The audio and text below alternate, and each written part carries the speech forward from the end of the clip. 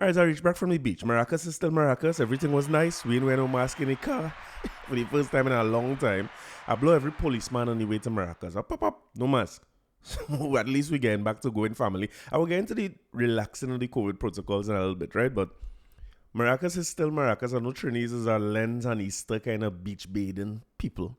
And for Monday, that was Monday, it wasn't bad in terms of the crowd or anything. You had enough room to social distance, but it had some people on the beach. It wasn't empty by any means, but just be careful when you're going on them beaches because the beach rough. You know, Maracas could behave. It's current and big waves, a bad combination.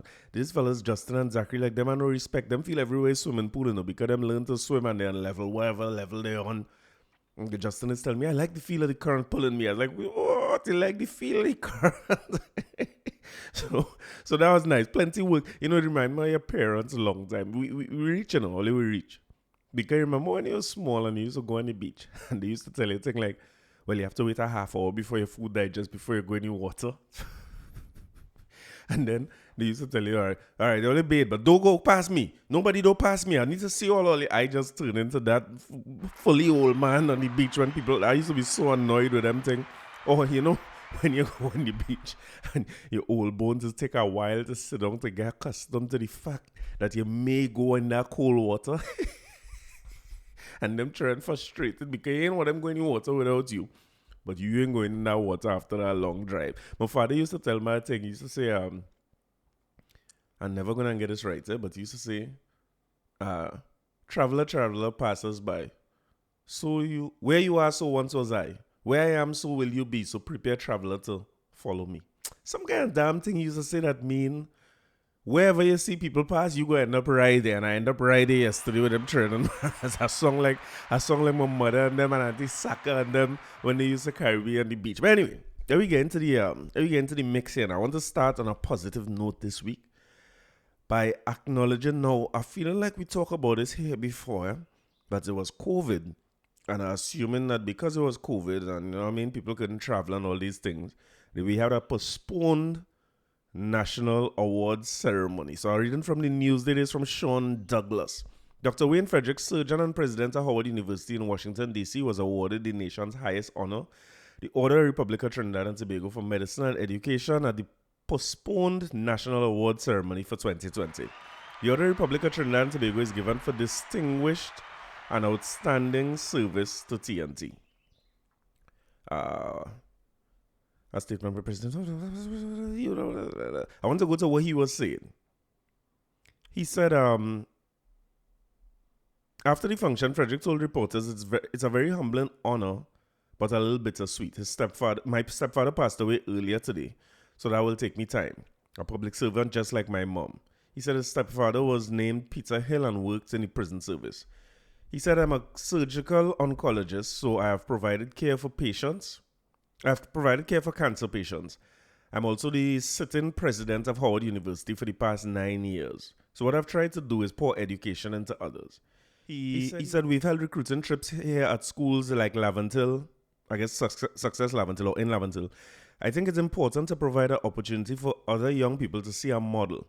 Somebody who benefited like myself from the public system here, both in education and health. Saying he had sickle cell anemia.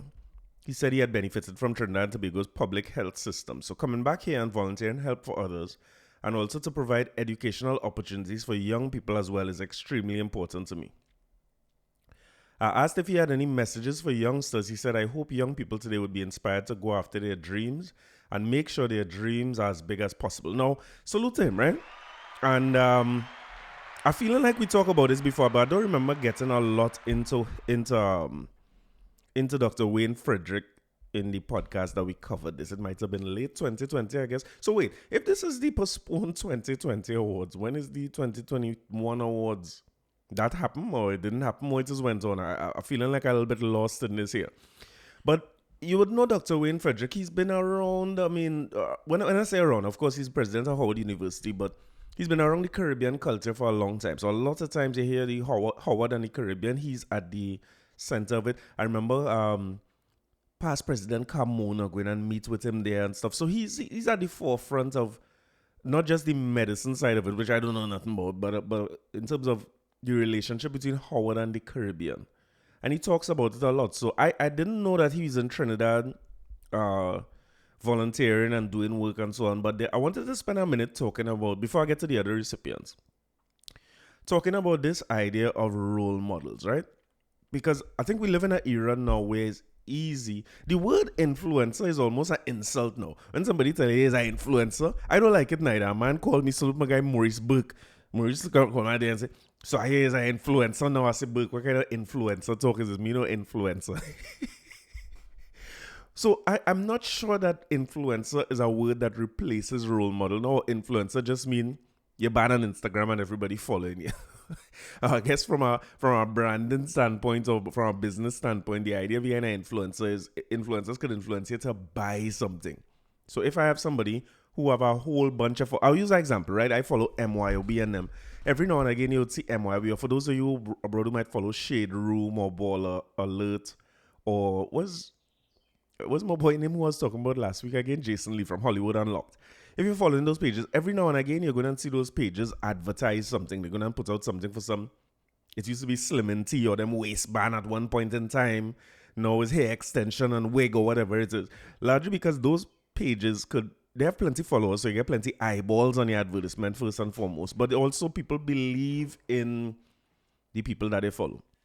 So if you want to use influencer and role model interchangeably, take the negative connotation of for influencer and take the heavy responsibility that people seem to feel they have when you say the word role model, and you'll get the perfect term. You call it whatever you want, right? But it's interesting that Dr. Frederick used the word role model here. I mean, he's from our era, right? So he probably ain't going to say influencer. But I want to expand it to that because of this. Education to me was, I feel like it's a savior. I tried to run from it as much as I could, but my parents wouldn't allow me to leave it.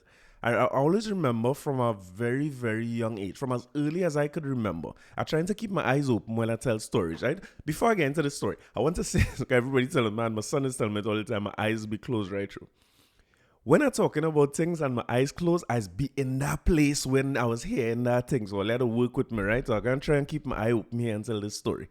But when my eye open, I be in this room with this sort of bright light. It's trim off. But my mother always used to tell me from as early an age as I could remember, anything you put your mind to do, you will do.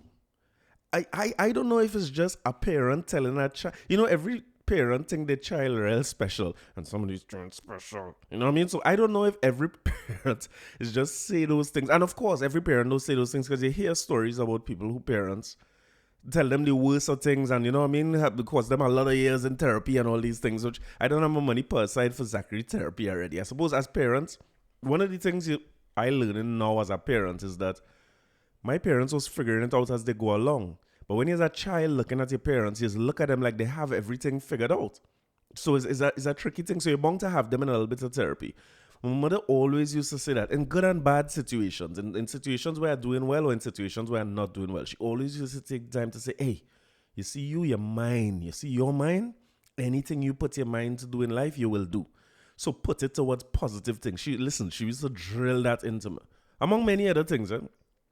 And my mother and my father, in their own unique way, had respected the power of education a lot. I want to say education as a tool for social upward mobility. I want something there. For social upward mobility. So you could do better in life then. So you educate yourself and you do better as opposed than I would have done. And that is what we want for our children, right? I want Zachary to do better than I do in life. I don't know if that's a reasonable thing to expect or to hope for or to drive into him, but you always have this thing about your children. You want them to do well. You want them to be okay. There's something that my father always used to say to me as well. And not always used to say, but he tell me once, I should say. And I never used to listen to my parents. I try my best. Wherever them tell me I want to do the opposite thing. But for some reason, this one thing he told me stood out. I could have been in my late teenage years. And them days, all hell break loose. I looking to live, you know what I mean? So I remember him one time telling me, boy, you're not taking your work seriously. You're playing the fool. It's not that you don't have the ability to do it. Maybe I had doubts about my own ability to do it late in Fatima and thing. I didn't think I was bright enough or anything like that.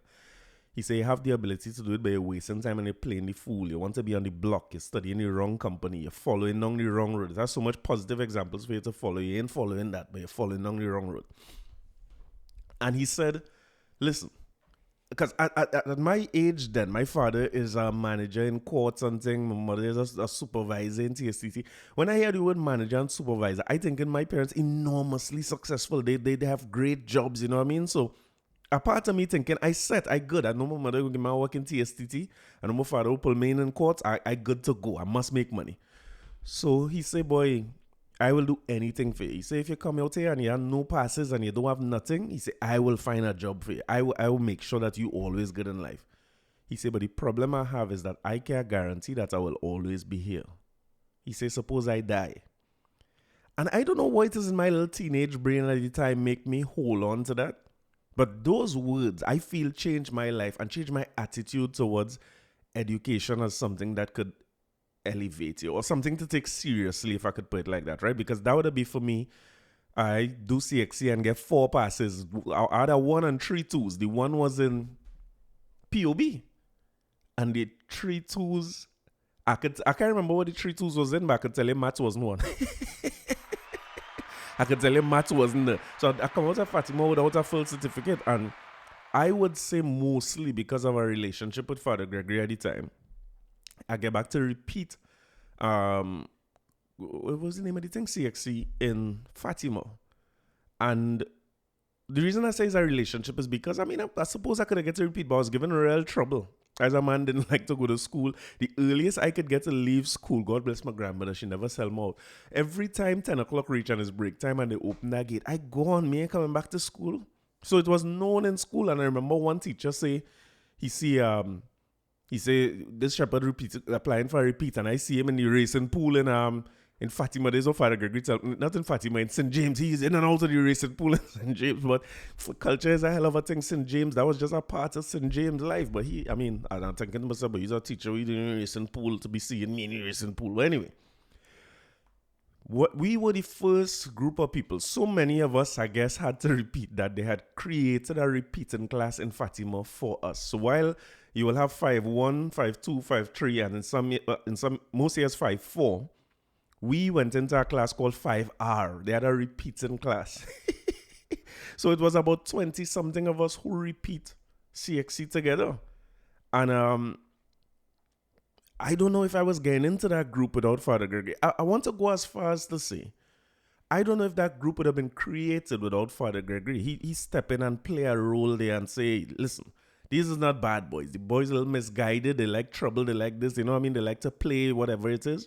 But I taken them under my wing and so said to them. And then I repeat the thing and I pass the maths and accounts and econ. I can't remember the hell I passed now.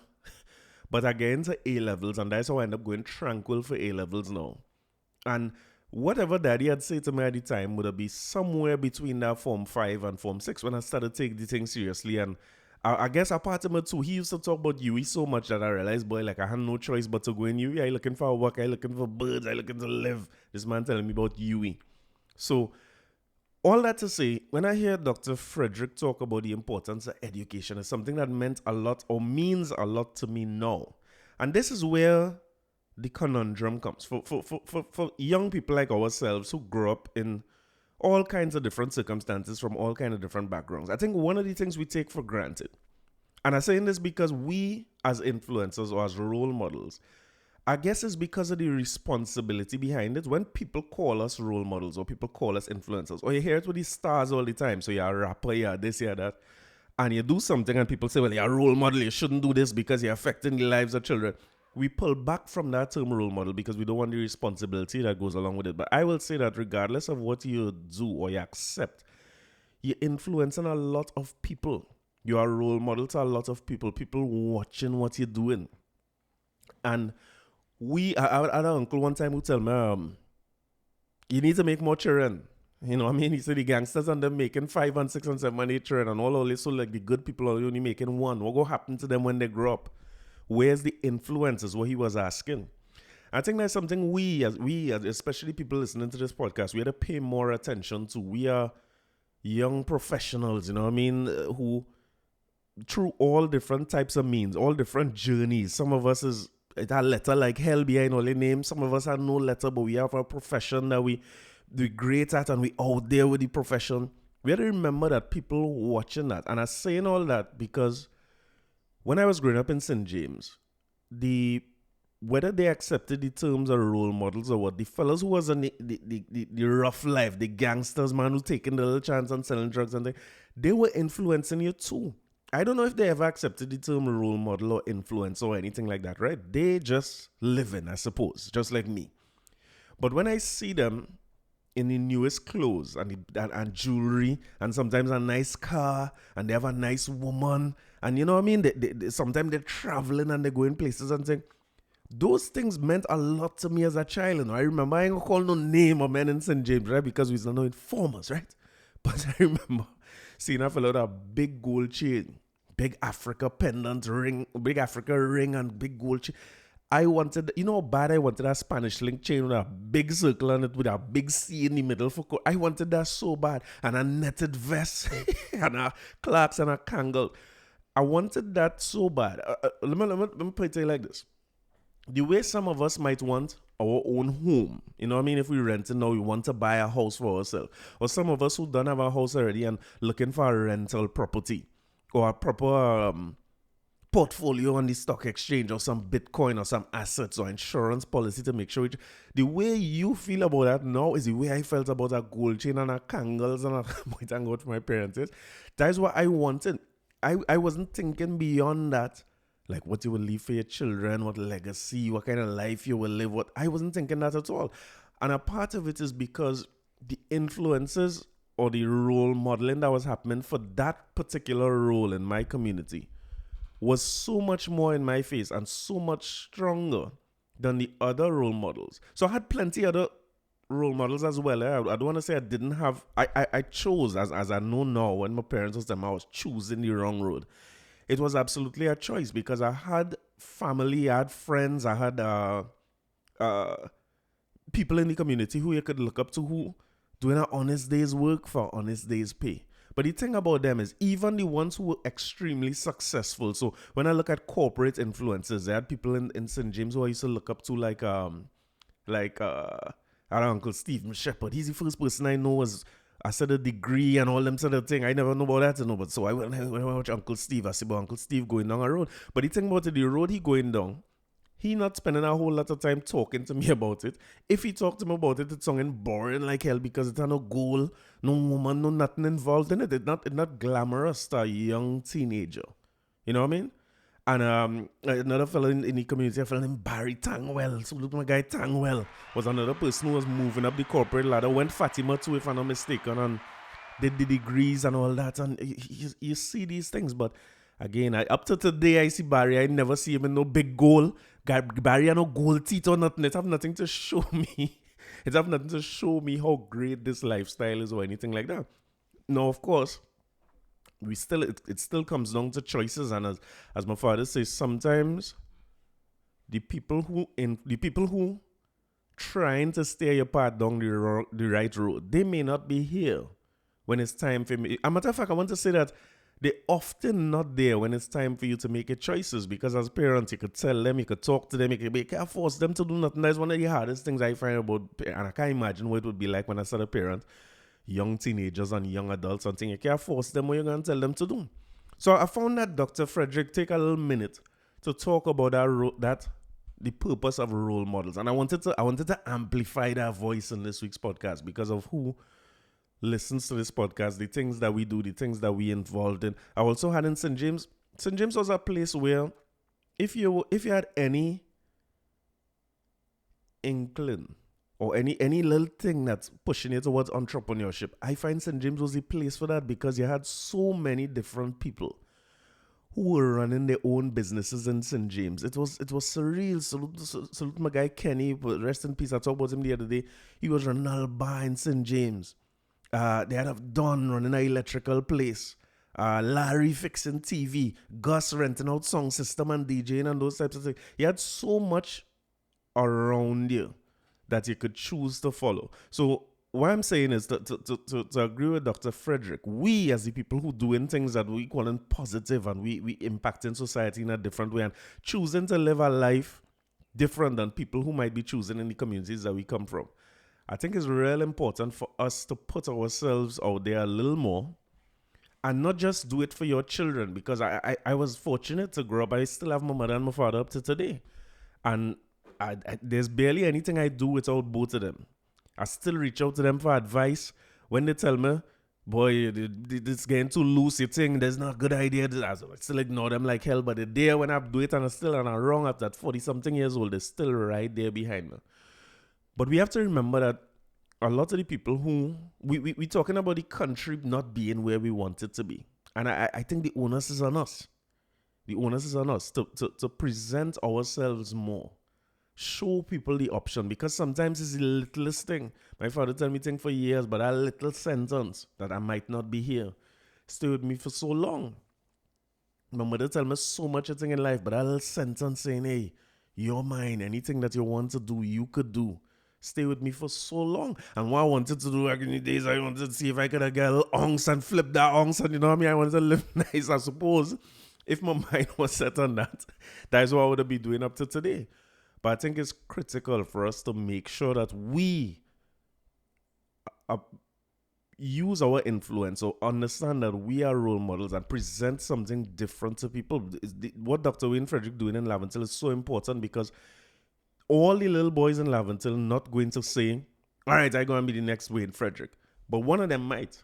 One of them must say, boy, listen, surgery is something that I will always want to do. And you see, it's one of the biggest differences I see with going Fatima, because when I was playing cricket for Fatima at under 14, we met Lara about 3 times. Every time Lara came to the school, they got all the cricketers together to come and talk to us. So it's so important. I was hearing about a documentary this week.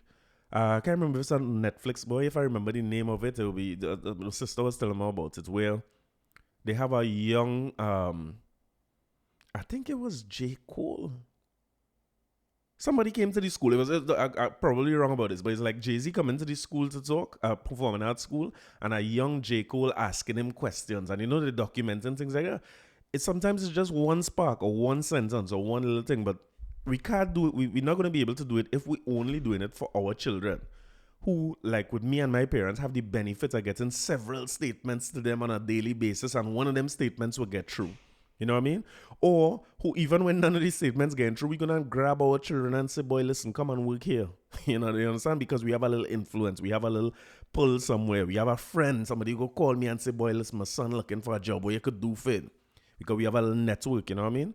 But we have to remember that the people who might need the most out of a role model or might need the most influence or guidance, they may not have parents around who telling them these things, or who have a network, or who have a connection, or they may not have parents around, period. You might be living pretty free. And don't forget that what is called it, allure? What's the word I'm looking for? Those gold chains and gold teeth and diamonds and so on. I don't know what people into now. I don't know what youths is be influenced by now. But those things have a powerful effect on what an average youth who hasn't seen much in life might deem to be successful. And we can't escape ourselves as a society. So I don't know how it's so far, but salute to Dr. Frederick. I'm glad he gets an award. And I wanna mention some of the other people who get the award, right? I shouldn't leave out nobody of this list. I'm going to go through this list real fast because some of them I don't know. Justice Ralston Nelson, you know, all the judges and things. Judge going all in this country. You know. Professor Stephen Gift, Pro Vice Chancellor UWI, Orville London, former High Commissioner, School. Yeah, man, Orville. You know what I mean? Emmanuel Hussein, medical practitioner for the empowerment of disabled people. Errol Ince, senior lecturer and composer for music and culture. Errol Ince. All right. Dr. Lakshmi Sitaram, author for literature, education, and culture. Pundit Hari Prasad, posthumously, Hindu priest or pundit for religion, cultural service, and so on. Should I just say, and many others? Many, many others. But I want to zone in on a few. You know, culture is my thing, right? So there are a few people I want to identify here as part of the culture who would be collecting awards, right? The Shakonia Medal Silver awarded to Ken Professor Fillmore posthumously, composer, arranger, and musician for steel band music and culture. Now, this is, of course, I go find there's a great thing and it's a positive thing when somebody like Ken Fillmore is honored. Just last week we were talking about Pan, and I was talking about Joshua Regrello, right? And how it's important the work he doing as a youth is to keep youths involved in Pan and be and interested in Pan on a whole. So I'm glad to see that Professor Ken Fillmore is able to get an award. But I just want to go to the Shakonia medal and understand what these medals are about, right? Because I always had trouble with this, right? So this is from the office of the president, right? The Order of the Republic of Trinidad and Tobago may be awarded to any person, citizen as well as non-citizen. I didn't know this. So a citizen or non-citizen could get an Order of the Republic of Trinidad and Tobago who has rendered distinguished and outstanding service to Trinidad and Tobago. It may be awarded posthumously, but a deceased recipient does not become a member of this society. It shall be awarded in gold only. What? Okay, so you had to have distinguished and outstanding service to Trinidad and Tobago. You could get it posthumously, but you do become a member of the society. Okay. The maximum awards in any 1 year should be 5. Okay, good. So what is the give Fillmore here? Shakonia medal. The Shakonia medal is second to the Order of the Republic of Trinidad and Tobago. The medal may be awarded to any person, citizen as well as non-citizen. This is news to me, I didn't know this before. I thought it's only citizens could get this. Any citizen or non-citizen who has performed long and meritorious service to Trinidad and Tobago tending to promote the national welfare or strengthen the community spirit, it may be awarded posthumously, but a deceased person does not. What? Okay, so you could do it posthumously, but they're not a member of the Society of Awardees. The maximum number of awards in this year is 10. Now, I'm not sure.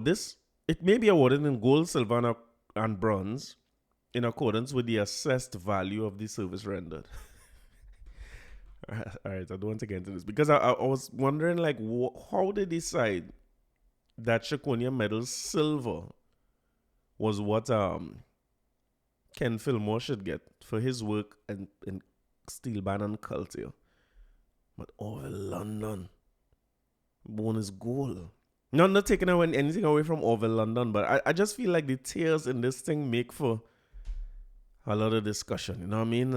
It's like why? Like what? But I guess they will never put out exactly why somebody gets something or why somebody get a higher award than the other one and things. So I guess we just had to accept that, right? The Hummingbird Medal may be awarded to any person, citizen as well as non-citizen, who has rendered loyal and devoted service beneficial to Trinidad and Tobago in any field of human endeavor or for gallantry. Oh, that's why. All right, let me stop. In any field of human endeavor or gallantry or other humane action. Okay, I understand. It's a good thing I come to this. It may be awarded posthumously. You only know that part already, right? You could get gold, silver, or bronze, right? So this is why when something happened, I always wonder, like, if I'm a regular citizen and let me say, on your regular comings and goings, you push a child out the way and it become a national story that I save a child. Again, national award. I always used to wonder about that, but I guess once you put the word gallantry in there, once I do something brave, but you see, the thing is not just gallantry, it's got to be gallantry and popularity. Because I do real brave things yesterday with these training maracas, but nobody didn't know about it. You know what I mean? It wasn't popular. So if you do something brave and it become front page news, you could probably get yourself a Hummingbird medal. Okay, all right. So let's see who get the Hummingbird medal. Wait. The name that stands out on this list, well, Hummingbird Gold. I see Dominic Kalipersad on this list as a journalist for journalism. Okay, good. So it's not for gallantry. Because I know the coup and all that. Maybe it was gallantry and all that. But it's for journalism. Now, I want to salute to Dominic Kalipersad. I believe we spoke about it when this list was initially put out. And I want to congratulate him for this award because, you see, for me, Dominic Kalipersad deserved this award just for what he's doing on Instagram on a daily basis. I'm unsure, like, what drives a person to do that? You know what I mean? It's a lot of work, I'm sure, finding these articles. If you don't follow him, find him, right? And follow him because he always posts a lot of things about the history of Trinidad and Tobago from all different angles. It's not just me where I just come to talk about Calypso. He does it about, all of it is so brand new. Sometimes it's just old photos of Port of Spain or San Fernando or in Tobago, or his personalities that he's talking about and so on. And of course, he's still on radio every Sunday on 995.5, doing some of the best interviews that the country has seen and has to offer over the years. I think he deserves a Hummingbird Gold too for telling Anna Logan, please don't be rude. You remember that when Anna Logan? I wish he was there when Manning went in Boom Champions too, to tell him, hey, please don't be rude. Sometimes you have to tell these politicians where to stop. But I find it like gratifying. I'm glad that somebody like him is awarded. I ain't gonna get into the levels of the award and so on, because I find that real obscure.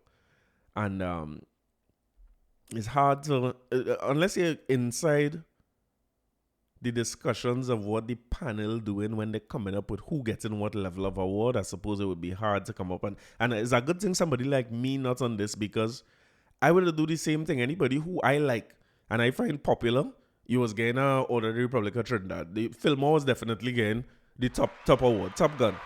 Dominic Kalipersad was getting the Top Gun award too.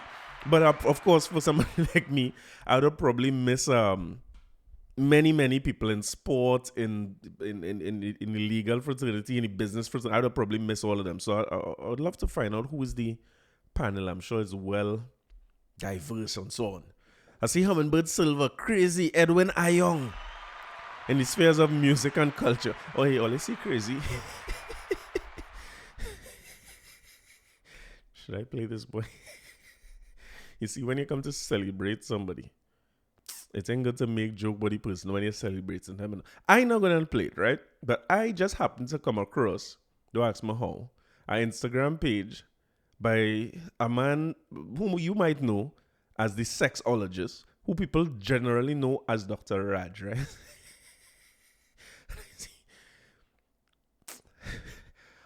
Should I play this boy? I'm going to play the audio only. I'm not putting this up on video, right? You'll go and find this for yourself. But this is the voice of Crazy. Hummingbird Silver medalist. Right? Singing his praises for Dr. Raj. Yeah, but... You see tonight? Yeah. I am right now by Dr. Raj. Right. You see Dr. Raj? He's a fellow that treated me very well. You see, you want me looking so good at 77? Wow! I went there with a problem where I really, is that you know, only remember the song, The Cock Can't Stand Up? I was in that problem. All right, okay. All right, enough. Salute to Crazy. Hey, let me tell you something. Don't become no podcast or nothing, though, because people send you all kind of thing and then you just put yourself in problems. Edwin Crazy Ayoung, artist in the spheres of music and culture. Hummingbird Medal Silver. So salute to everybody who would have collected the... And wait, they have one more that I want to just make sure we know what it is. The Medal for the Development of Women is awarded to any person for outstanding contribution to the development of women's rights and issues. It may be awarded in gold, silver, or bronze in accordance with the assessed value of the service. So, all right, no posthumous here. No being awarded to no society. I don't know what this is. So, let me see if anybody get that now. Medal for the Development of Women is all right. That is the Terry Ince, Development Consultant for the Development of Women's Rights. Terry Ince. Salute to... Wait. Let me just make sure something here.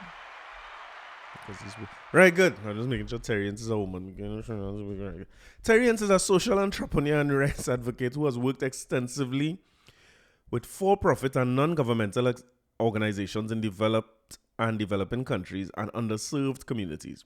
She is convener and founder of the CEDAW.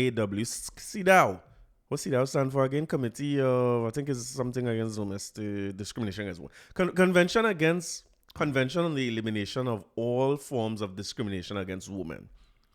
So she's on the CEDAW Committee of Trinidad and Tobago, a non-governmental organization committed to stakeholder advocacy for the implementation of the CEDAW Convention and its mandates through collaboration, education, development, advocacy, and knowledge sharing in Trinidad and Tobago.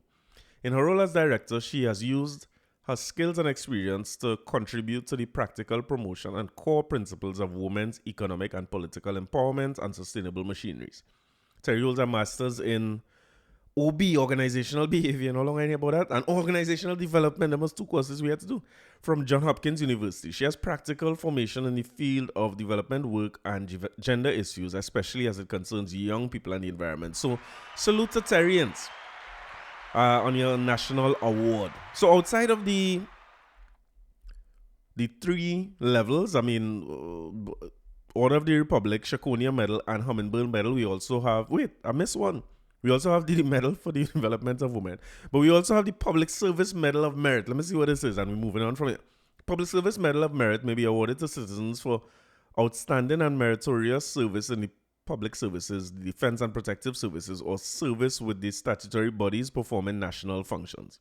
Posthumously, you're not part of the society, right? You remember that? Who get that? Anybody we know? Wait, no. This is pure coincidence. Pure coincidence, right?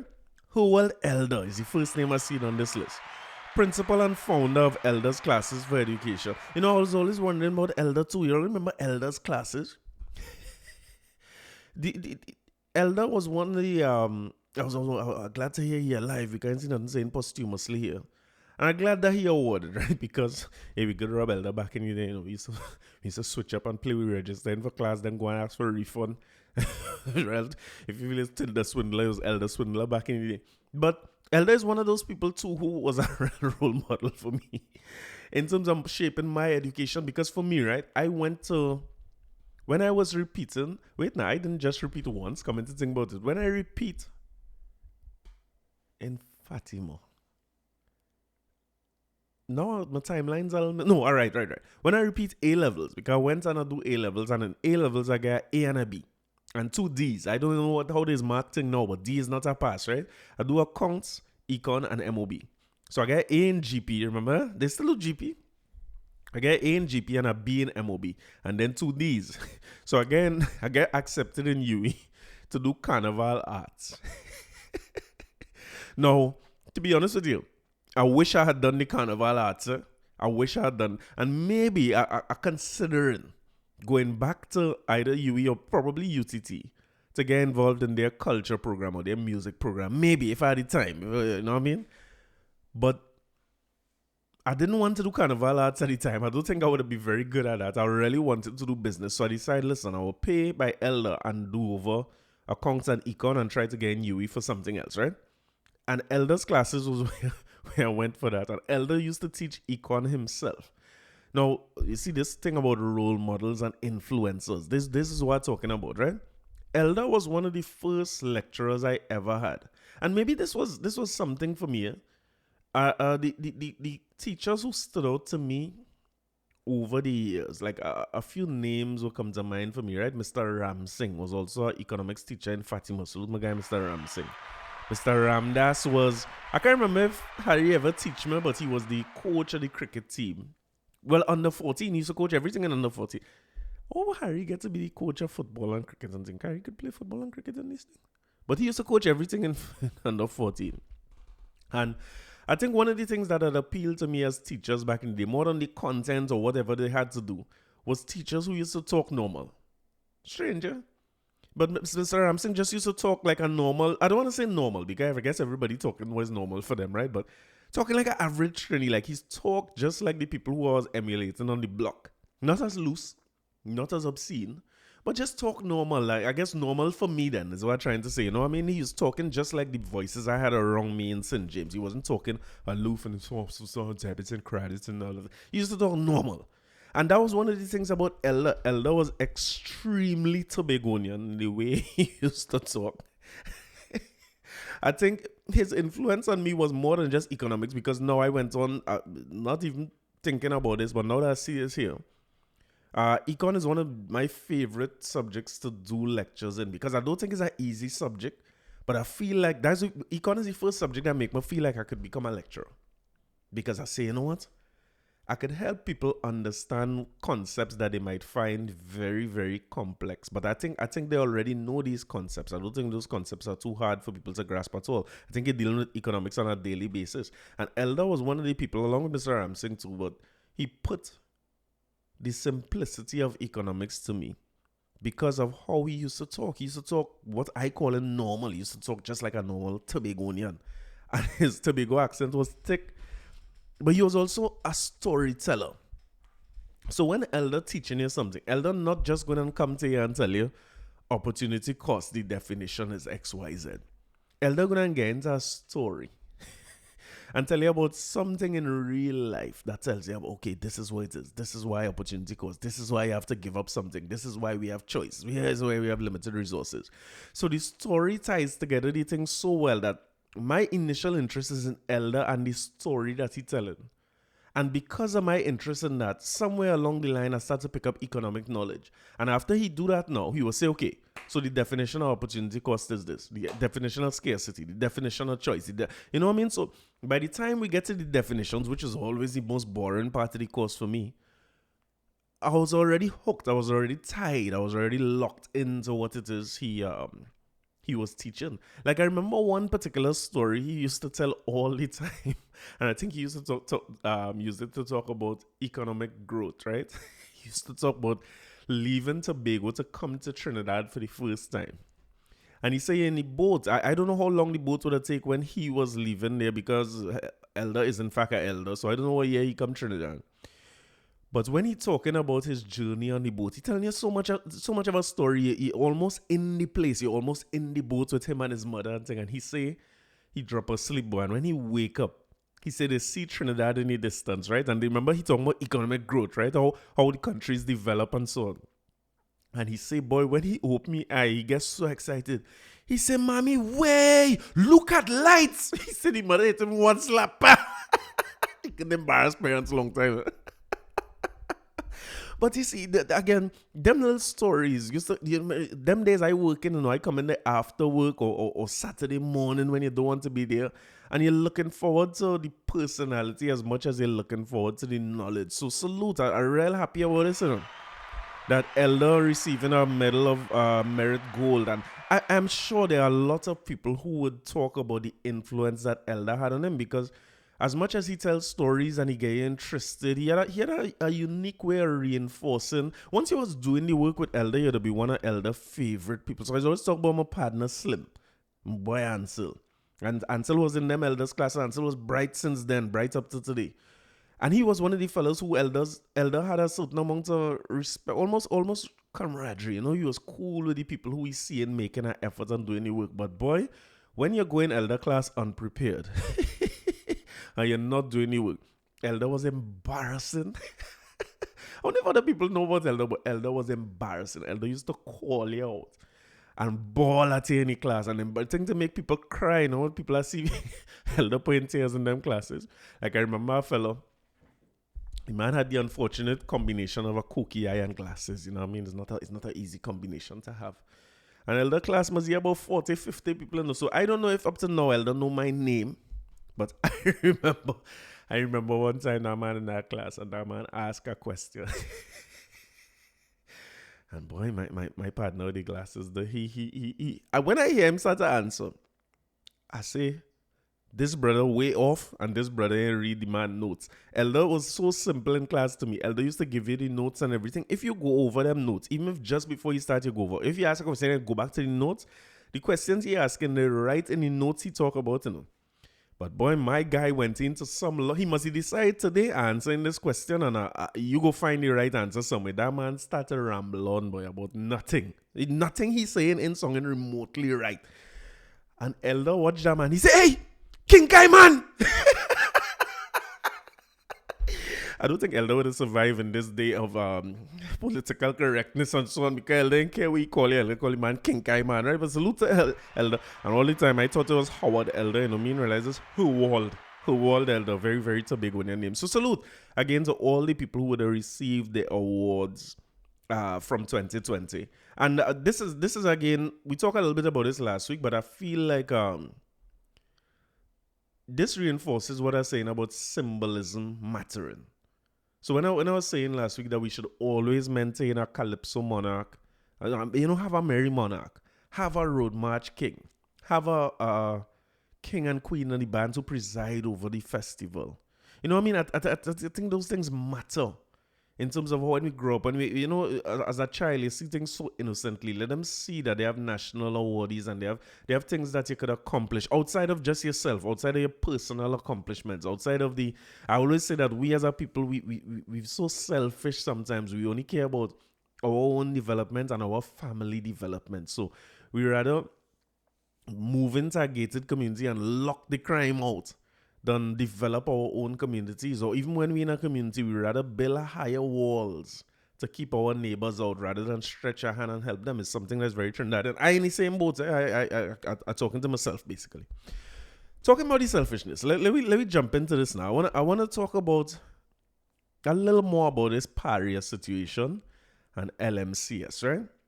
But I want to touch on these press conferences because on the 25th, LMCS, who's the contractor that these guys were working for at the time that this tragedy happened, they issue a press release. Now, the company position is basically that Paria is at fault. Let me reiterate. I will reiterate fast, right? I'll try.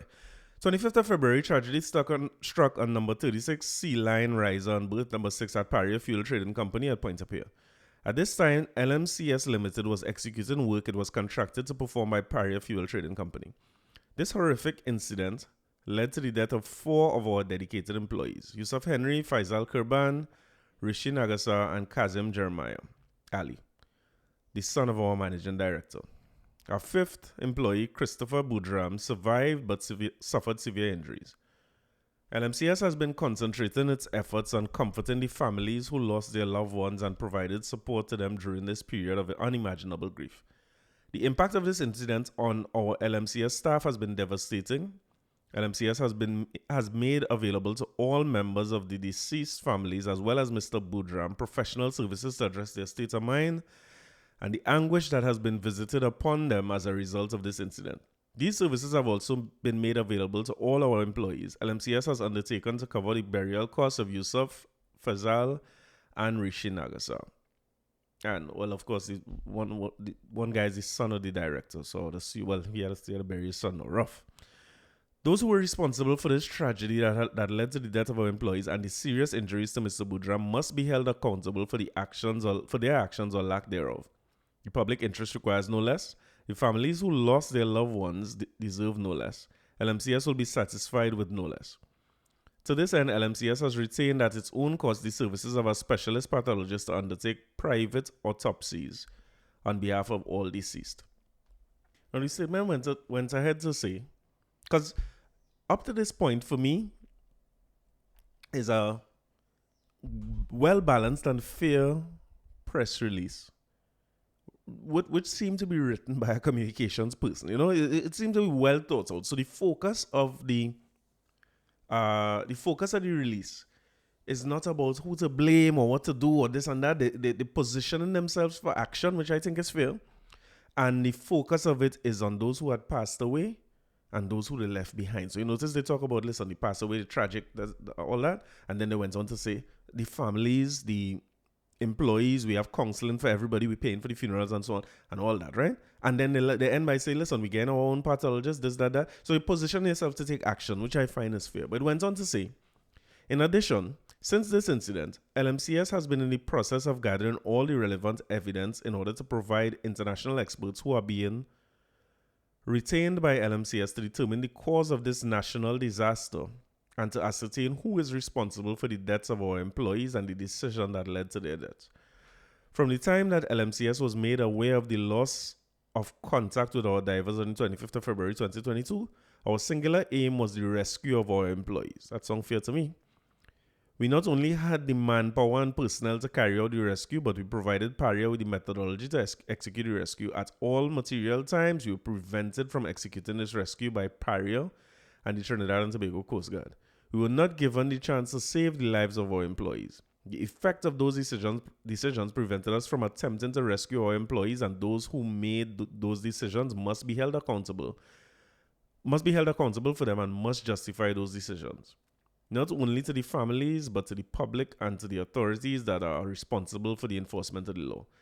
LMCS expresses gratitude and appreciation to our employees who have been a tower of strength during this tragedy LMCS wishes to express heartfelt thanks to every single member of the public who offered their support and prayers during this period of time. In the interest and honor of those who lost their lives, we must demand that steps are taken to ensure that a disaster of this nature never repeats itself. Where there are shortcomings, they must be remedied. We must demand that those who are responsible for the death of Yusuf, Faisal, Rishi, and Kazim are held to account for their actions, for their inactions and actions. Yes, that was the end. So this is where I mean us as a society in the way we behave. And listen, you see, grieving people, I give them the most amount of latitude and grace that I could possibly give, because for LMCS, you always have to remember that the person behind these releases, even if you hire a professional to write them, the person behind it, the managing director of the company, lost his son. So there is a certain amount of, if you're feeling like in that loss, you feeling to blame and feeling that somebody had to be held accountable, I don't know how much wrong I could give you for that. What I will say is that the release, the focus of the release up to a point was in the right place for me in terms of what we addressing, how we addressing it, and where we going and what action we plan to take. But it went on to pile some jabs at Paria to say, listen, all it was wrong in this situation, and we're going and let it be known, and we're going to do everything we could do. We hiring independent people and so on. I guess further cementing the fact that you're going to take action. Action is on the way. Now, Paria decided that they're going to respond to this statement, right? And again, reminding you that LMCS, but based on my assumption only, is a smaller company than Paria. And the access to resources like communications departments and people might be more limited than a company like Paria. And additionally, the people who write in this press release hurting. This is the family of the person involved, right? So let's get to our friends at Paria. Paria Fuel Trading Company Limited first and foremost extends its condolences to the families and loved ones of Fazal Kirban Rishi Nagasa, Yusuf Henry, and Kazim Ali, 4 divers who so tragically lost their lives following a work incident on 25th of February 2022 at Paria's facility in Pointe-à-Pierre. This has been a profound loss for the families, their employer, LMCS, Paria, and indeed the entire country. Understandably, there has been much said about the incident. Unfortunately, the majority of what has been said with respect to the role of Paria is not only inaccurate, but also unjust.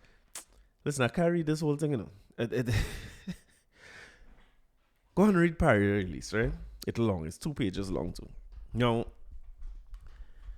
we want to give some latitude to Paria because the people hurting too, and it's their contractors, and they know the people, and I don't know. Because the initial, what making me take this stance with Paria versus LMCS is this. Paria is a very big company with national interest. Anything that they do could become a national story. Hence the reason that you have PR people and a communications department that designed to keep the company image positive. Because things like this, unfortunately, they happen. When you're in business, stuff going to go wrong. So the most you could hope for, especially in a highly industrial business that have high risk involved in it, I think the most you could hope for is that you do more good than bad. So you're going to have incidents. Big BP have oil spills with the most amount of safety protocols in place. They have accidents, they have oil spills. So the idea is that what I want to do is cause greater positive impact on my environment and stakeholders than negative impact on my environment and stakeholders, including everybody in stakeholders, right? So the goal of the PR person or the communications person is not to make the company look good. It's to highlight the good things that the company doing so that the positivity of the company is always maintained. And a big part of the reason for that is because things are going to happen in the public space that could have a negative impact on the community and the stakeholders and everybody involved. That is the reality of doing business. You could be a small business. You could be a shopkeeper. One day you go talk to somebody rough and the people wrong, they go be upset with you. The most we could hope to do as individuals or as companies is to be creating more positive impact than negative impact. The reality is though that in the media, negativity sells. So Paria could be doing a whole lot of positive work. I myself last week said, boy, better always change back to Petrogen because somehow the name Paria only associated with negative. The reason for that is because the negative stories stand out. So when you hear a corruption story, people hold on to that. A story where people lost their lives in a tragic way, the whole country hold on to that. That's the nature of human beings. That's how we are. So that is always going to be the case.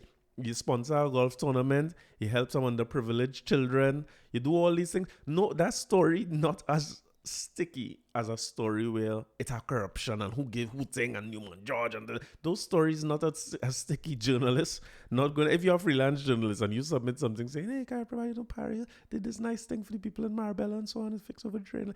Nobody reading that, journalists not interested in writing that, them would never get paid. The story that's gonna stick is usually the story with negativity. So the role of the communications people is to try or do the work to highlight the good that the company is doing. And also when negative things come out, to manage those situations and be as proactive as you could when you're managing those situations. Now, again, why am I being so hard on Paria for this release versus LMCS? The first time we heard from Paria in this situation was a press conference that, I keep saying, I said it last week, the communications people in Paria get put in a bad position on it because I don't want to believe that communications professionals sign off on that press conference that they did. That dark room with poor audio. I have a little podcast. My lighting and my audio better than what Paria put out in a press conference where people lost their family members.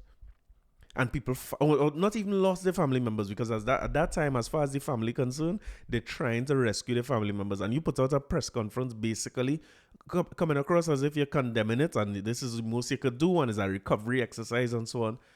No communications person in putting out that, because I'm not talking about spin doctoring, I talk about genuine concern. If it is something happened to an employee, I would be genuinely concerned. I want to talk to their parent. I want to talk to their family directly.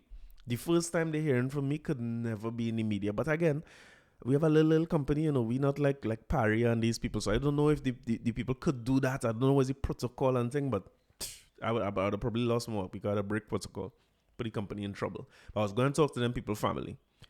And when we doing a press release or a press conference, the importance of lighting and audio and those things is because I would think it would be important for you to express the genuinity of your concern when you're doing a press conference like that.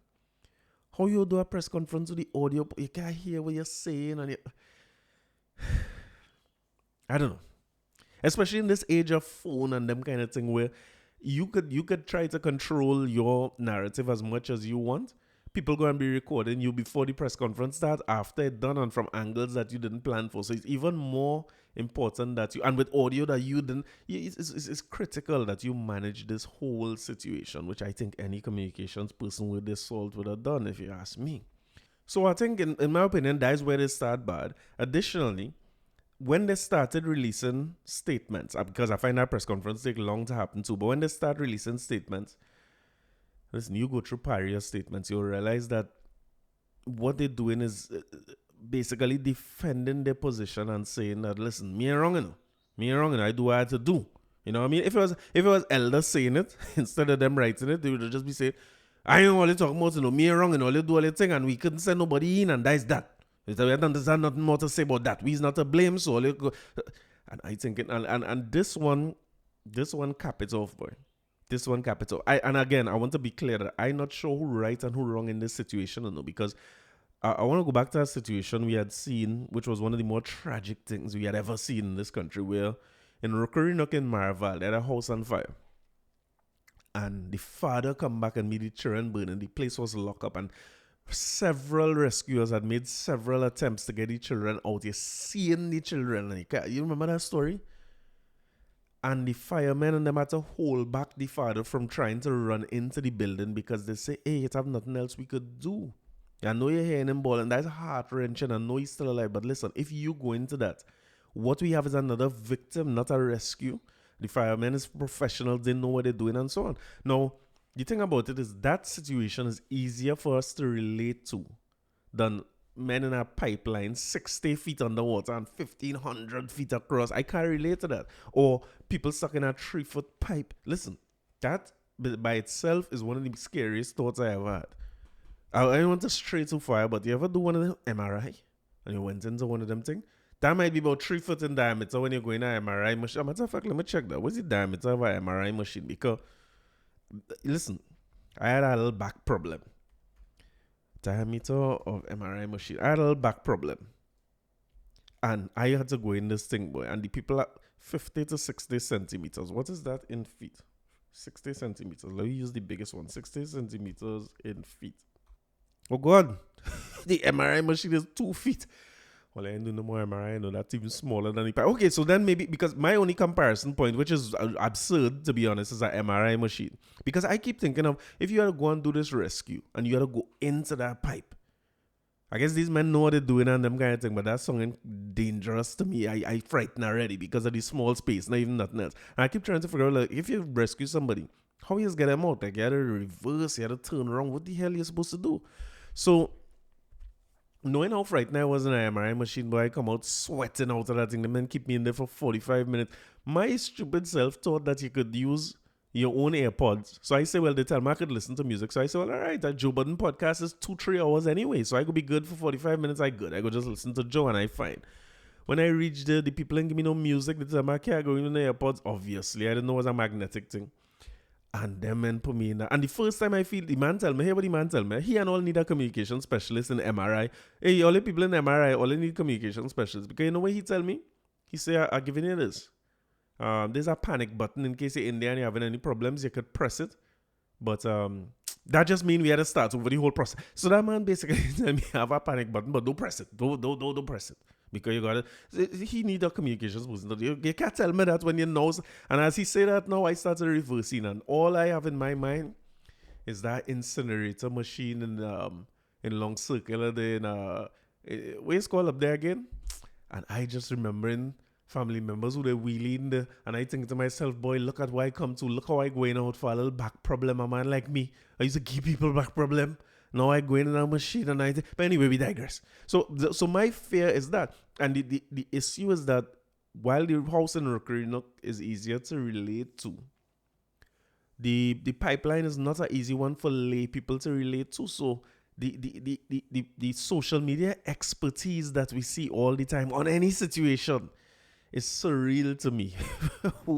We just don't listen to experts. We just have our own opinion about it. And the general opinion, I think, is so far is Paria is to blame. And I do feel there are things Paria is to blame for. I think Paria is definitely putting themselves in a bad light, literally, when they do press conferences with no light. And when they release statements like these, seeming to want to take blame off themselves and put blame elsewhere. Blame should be the least of the discussion. When 4 people lost their lives on what is your compound, on your pipeline, doing a job for you, what is the use of that? This is not court. You're not in court yet. You're probably going to end up in court to prove this, but you don't have to prove anything right now. You don't have to say anything. Your responsibility, I feel, should remain solely focused on those people who passed away and the family members and those who are mourning them. Because it seems to me as before, when it was not a national story yet, it didn't have much to say at all. And as soon as it became a national story, I went immediately into damage control mode, saying, "Hey, it's not me. It's not me. Me do this. It's not my fault." And so, I think it's just poor all around. What I will say is that just like the firemen, there may be circumstances where Paria had to tell them people, "Hey, you cannot go in." I don't think we should hold them to the. I say hold them to the fire. I don't think we should hold them to task for that. That is, so think of it like this. Some people send me some videos on differential pressure. I tell you, in the podcast, people send you all kinds of things. This makes me no more wise about it than I was before I just saw the video. But one of the things I saw, they show you several scenarios where people pass away before. And when they said that they went down first, the divers, right? And they found one who was already out the pipe, and they brought him out. He was disoriented. They brought him out, and he tell him, "Listen, your father, he right behind me." And then they gone back down. They went into the pipe. Some releases saying as much as 3 times. And what they're finding is equipment, like scuba tanks, or that's what it's called, oxygen tanks or whatever, blocking the pipe. Now, when I read that, I started to get frightened because of my little basic knowledge of what the differential pressure thing is. I started to say, but wait. If what they say about differential pressure is true, you can't move thing in the pipe, because if you move thing that lodged it, that causing sealing it off, then you're putting yourself in danger too, in addition to the 4 people already in danger. But if you go and you move them things, so, but I just think to myself, like, regardless of if that situation was true or not, or even if they dropped the ball on the way it was supposed to be done, or it take too long to put permits, right? Permits. If it take too long to put permits in place or whatever the other equipment is, all you need, or other diving people, there's no press release that could save you from that at this point in time, and so it's useless to come out and say, well, I blame this one and I blame that one and I blame. Maybe LMCS need to get their own PR person to help Paria on how to because this now turn into, this is no longer about the 4 people and their families. And as he said, I was talking to my boy Pablo, and Pablo went through an incident that became national as well when he lost his son. God bless my boy JP. And I saw it happen, and Pablo told me the same thing again. He said, boy, the thing about this is everybody just have you in mind now when this thing happen. And it has been the biggest story. Ian Allen calling here, Philip Alexander, all the who is who. I see in a release that Prakash Ramada is represented. I say, who? He's still wrong. All of them is be wrong. And this Pablo words there, Pablo say all of them is come wrong. And he say, eventually, it is died down and some other story just get big. And he said, them same people, you can't get back onto them. You're calling them for help. You're calling them for things. He said, you can't get back onto them again. So this story already going down the road where it's Paria versus LMCS. But on a broader scale, is opposition versus government. And is would-be trying to get to be politicians and parties versus established politicians and parties.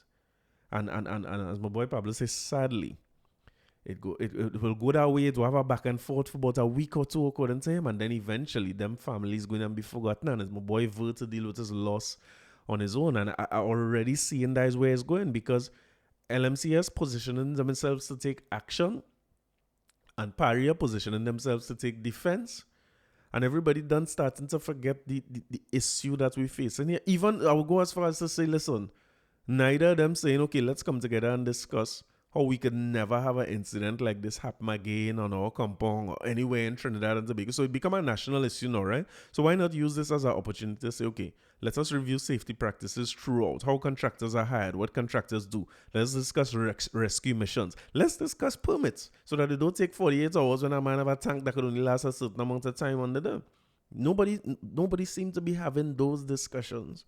The discussion now is, only not me. It's all you. It's very, very Trinidadian.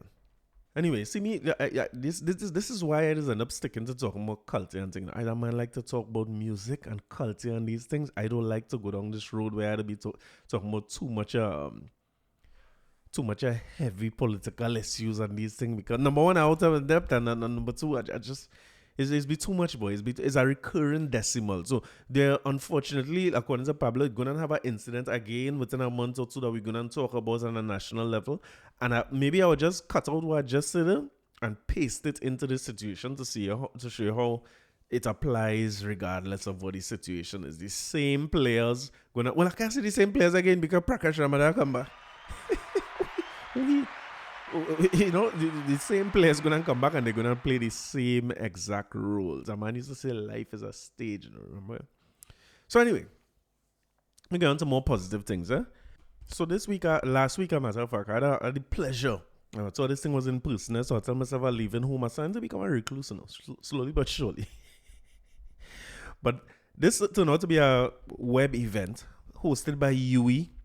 UE Department of Literary, Cultural and Communication Studies, and they're celebrating the 80th birthday of the great and mighty Winston Bailey, the Shadow.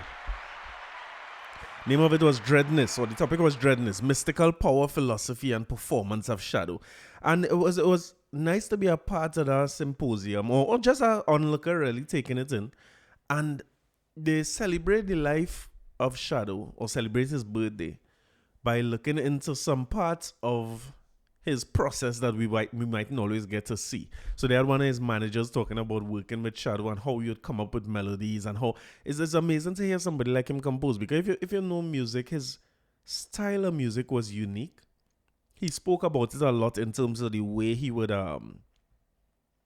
put together music and the judges being against him. There are a few Shadow songs I want to play, that the judges being against him. So there's one song, Judges, not Judges from Hell.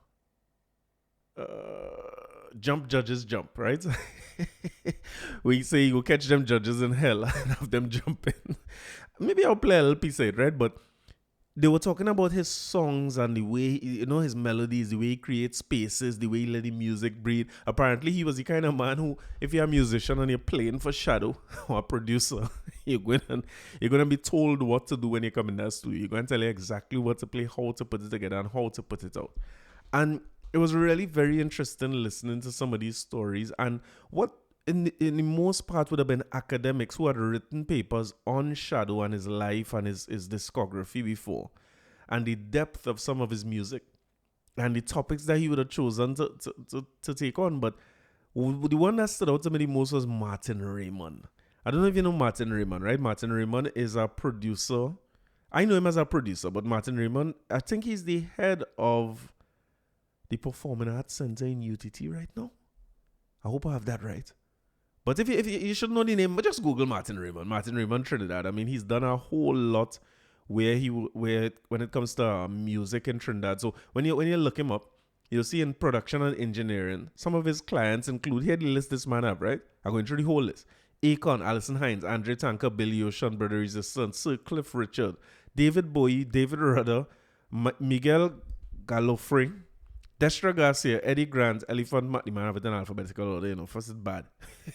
Elephant Man, Jerry Rafferty, Himo and Mufire, Horace Ove, Lady Saul, Luciano, Marshall Montano, Mangal Patissa, Right Said Fred, Rupi, Sean P. Diddy Combs, Sean Paul, Shaggy, Sean Winchester, Sizzler, Teddy Riley, Mr. Vegas, Vibes Cartel, Winnie Wonder, and Wyclef Jean. When people list these kind of things like this, right? This mean don't ask them no question. When you think, let us sit down, let they talk, and you try and learn something. This is not people who just question too much when they see this kind of resume. And that's just on production and engineering, right? So Martin Raymond, he would have been one of the engineers in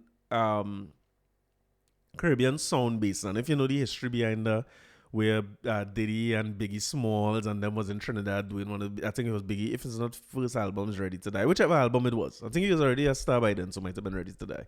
But they came here to do the album, and a lot of that album was recorded in Caribbean Song Basin by your favorite guy to hate in reality TV, Stevie J. Stevie J was one of the hit makers as part of that, so I'm sure Martin Raymond would have known Stevie J. But anyway, he came to talk about Shadow, right? And everybody just had a laugh all presentation, but it was powerful. And he was telling stories about Shadow. And I had to get to talk to Martin Raymond. Because the stories that he would have, he had a list of people he went through, right?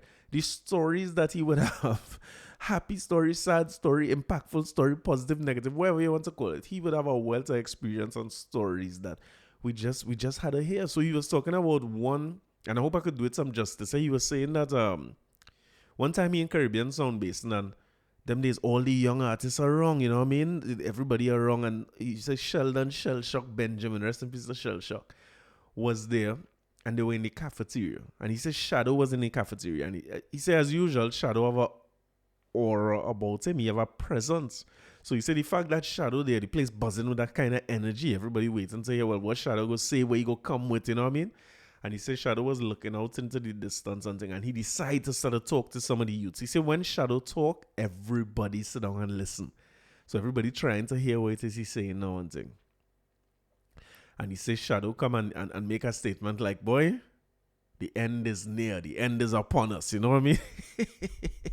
If you know the man is a philosophical man, a hard man to talk to, you know, when he talking, there's parables coming down the road. So he told him the end is near. And somebody said, boy, what kind of talk is that, boy? What do you mean the end is near? He said, everybody get quiet waiting to hear what Shadow will say now. And Shadow say, God send millibug to kill plants. So I'm sure everybody's like, okay, remember millibug? Everybody's like, all right, okay, Shadow, all right, Winston, thanks. And then he said, within his silence now, he say, AIDS. And everybody stopped now because, you know, I thought he done talking. When he talked about millibug and plants and things, he said, AIDS. And he make a pause again. And he said, God sent AIDS to destroy mankind. And then he said, you watch Sheldon. Imagine the great shell shock. you see influences and what you call it, role models. And hear the words he say. He watched shell shock and he say, so they send millibug to destroy plants. These are my words now, right? He said they send millibugs to destroy plants. They send AIDS to destroy mankind. Then he watched Sheldon shock Benjamin and say, and they send little boys with drum machine to mash up music or destroy music. Yeah, now that could destroy you, you know. Salute to Shell Shock. Because I don't know if I was told that by Shadow, if I wouldn't have just pack up. Or imagine I tell you that time we play for Shadow. I play with Quattro. Them days are fighting up, I had to almost write down chords to remember what to play. I don't know music. I don't know the structure. I don't know where we're going. I don't know what's coming next. And we play for him for Habitat for Humanity in Hyatt at the time. Hyatt knew them times that we go and play for. So I didn't get to rehearse. I couldn't make the rehearsal. Daddy and McGuire Nolly, the bass man, went by Shadow home to rehearse. And the way the story go, Daddy tell him, well, all right, let me rehearse the songs you want something. And he say, boy, you know, rehearse thing. He said, me ain't going nowhere to play. He said, when I used to write music with box guitar, me ain't going nowhere to play music with box guitar. So then he tell him, well, this man is play a bass, you know what I mean? Shadow said, me I know where to plug in that. He said, no, they're not the plug in. He bring the bass and two of them play the guitar and they must went through the song and Daddy must know all them Shadows. So they went through some songs and he said, boy, Shadow tear that bass and he watched Nolly and thing. He said, you is the bass man from hell. I don't miss that whole rehearsal. So I come there now and I'm nervous. There's Shadow. And I think to myself, but I don't want to make no mistake. Simple song we play for him. You know, I think, what we play, boy? No, I can't remember. He did Poverty is Hell without us. He said what he would do is do Poverty is Hell because it was a hunger banquet. That's what it was about, right? It was about raising funds for poverty. Or for, I think it's Habitat for Humanity do that. So they're raising funds for people who can't afford houses. Let me just say poverty, right? And then he called us on stage to do, if it's not Pay the Devil, is Bassman from Hell. I can't remember what song now. We do about 2 songs with him. I can't remember. But at backstage now, and if I'm not mistaken, both songs only have 2 chords now when you think about it, but I'm nervous. So we going through the song and we had to play real soft because backstage is basically a curtain blocking in front of the stage and they have people on stage and addressing the crowd and things with things like that. So I'm trying to play soft and nice and, you know what I mean? Just make sure I had the chords right and I'm playing it the way he wants and them kind of thing. I frighten like hell. And that man is licking down a black label, boy.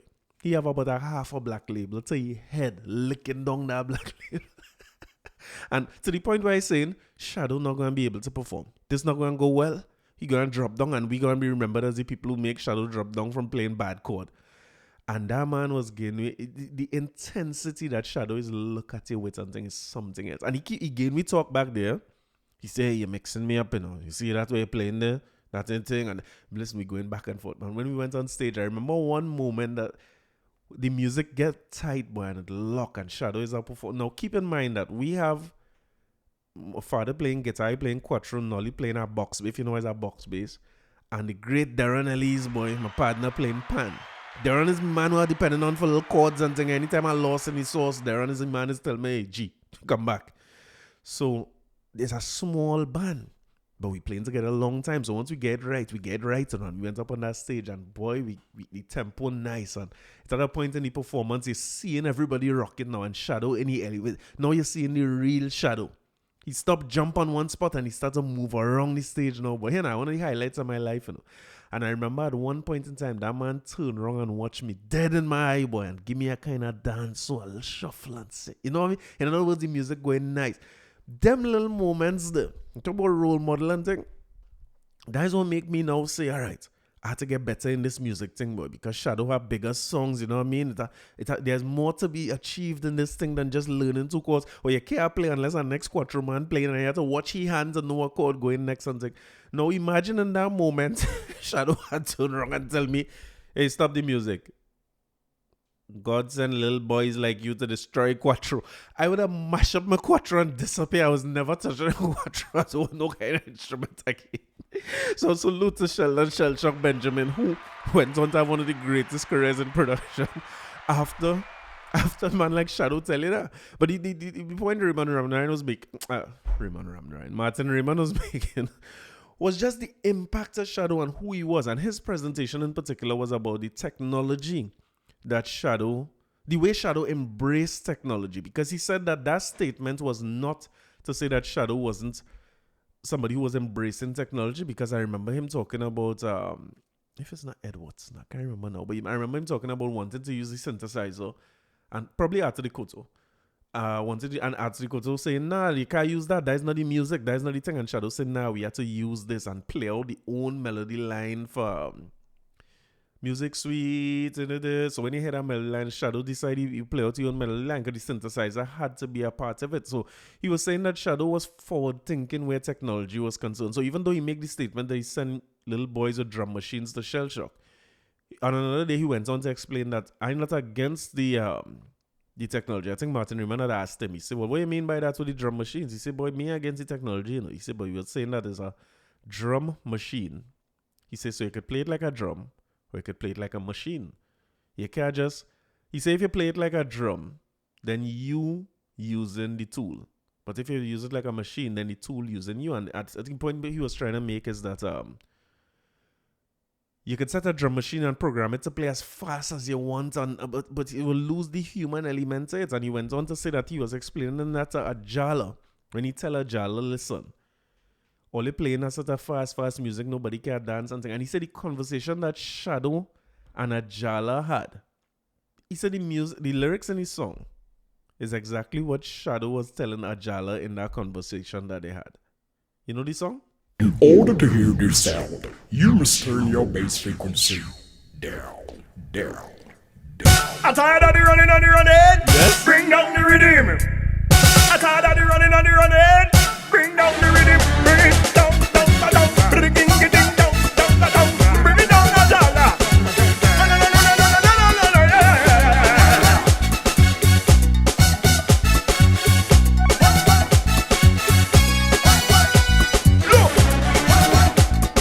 Shadow conversing, Yes. about the speed of the rhythm. He said, I'm moving like a racehorse on a track. All you want, somebody bring me back. The soca sounding weird, so I want to jam this music instead. And bring the rhythm down, and let me have some fun. I just want to roll out, I want to lose control. I just want to free up. I just want to jam up. Juve man is coming. See everybody chipping, jam up on something. Yes. Start to fling your thing, jam up on something. Start to do something, jam it. The groove is bad. Yes. The groove is mad. This groove is bad. This groove is mad. Pam pam padam, bidi bidam pam pam pam padam, pam pam bidam. Bidi. The man said the conversation they had in the corridors of Caribbean Song Basin is almost exactly what Jala take and put in the song as one of the greatest. And that's all he was trying to say. He was basically saying, listen, it's not the technology again. See, it was all for the technology. But he said, listen, you can't just put pace behind the thing and make it fast. And then you lose the groove. No matter how fast it is, you still have to maintain the groove. And I'll play a song that I don't know if it's one of Shadow more popular songs, but the song had tempo, but it had groove. I think that song encapsulates what Martin Raymond was trying to say for me perfectly, and I'll play it in a minute. But I just want to say that Martin Raymond himself is a legend, right? Because this man casually is throwing out names out there and thing. And the wealth of knowledge that we have sometimes, that's why I feel like I end up back in UTT, even if just to be with them. Because I remember one time I was in a class, I was going to learn music production. And this is where the fork in the road thing and the influence thing comes from in terms of my theme for the conversation today or the podcast today, right? I was in a class with him doing music. We were somewhere in Newtown. They had a class, and the class is in a studio. So they teach us about the mixing board and was music, was the tracks, there was the actual music tracks and all those types of things. And I credit classes like those for why I could actually do a podcast now. It's relative, like I know what to do in a little bit of ways, you know what I mean? At least the basics. And two things happened while I was doing that class. I didn't expect, I guess a part of me, music production at that time, I thought meant dancehall and hip hop and thing, and calypso and that kind of music was box guitar music because just that's the way I was raised, right? So I was a little surprised when I went to the class and he was so rooted in calypso. I guess at that age too, that time I must be 20 years old, must be. And I feel I know more calypso than most people know. So when I bounce up people who say they know Kaiso and they know calypso and thing, I want to give them a 1-for-1. Now, me I know who he is. I don't know his catalog and his repertoire and things. So I probably don't know 8 or what this man know. No, much less back then, right? But I'm going through yet another, I think a British guy who was showing us the basics of the soundboard and them types of things, and I'm going through that. And I also had a website named trinisounds.com. And at the same time, there are show in the Savannah around that same time where Elephant Man, Bounty Killer, all of them, Future Troubles, there were a whole lot of people that come for that show. And Bounty Killer had cuss a few times when he come on the stage, as he's known to do, cuss up the song engineers. I think that was part of the act. And police came and take him off and he got arrested. But them days I doing interviews for the website. A big part of what I was doing for the website, so my guy Ryan Ramchandani, Burton Hinkson, and OP. The other members of Trini Sounds, right? And of course, because I looking to get an interview, I follow the police and them to the police station. They had locked him up in Sinclair police station. So we kind of hang out there a little while and thing. And I wanted to see when he come out so I could ask him if I could interview him and stuff about what has happened. Elephant Man, I tried to get interviewed Elephant Man. He was cussing outside the police station. He vexed about how they lock him up. All of them staying in Hilton, so they ain't far from Sinclair police station. So at some point over the course of the night, I don't know if it's because all the artists and the whole Jamaican entourage was outside the police station. It was becoming a spectacle. They had moved him to Central police station down in town by the library now, right? So I went down there and I tried to, I wait, Sharon Burke was there at the time too. And Future Troubles had slept outside the police station. I remember that he slept by the library. He never leave. Everybody else went back to the hotel, but he stayed right there. And they like, okay, in the morning. And I went and I talked to him and I ended up getting the interview and them kind of thing. I reached there in the morning. I didn't sleep out there, but because I reached in the morning, I interviewed Future Troubles, who you know as Future Fambo now. Or Fambo. Roman Red Bull guy now. I interviewed him before. So when I come out and, of course, Bounty Killer spend the night in the lockup, so I say, listen, I have a website and this and that, and I want to do an interview and them kind of thing. And Killer was about to say no. He's like, boy, I know, come out. So he kind of watched me like dread. Wait. And then he said, all right, go ahead, ask your questions.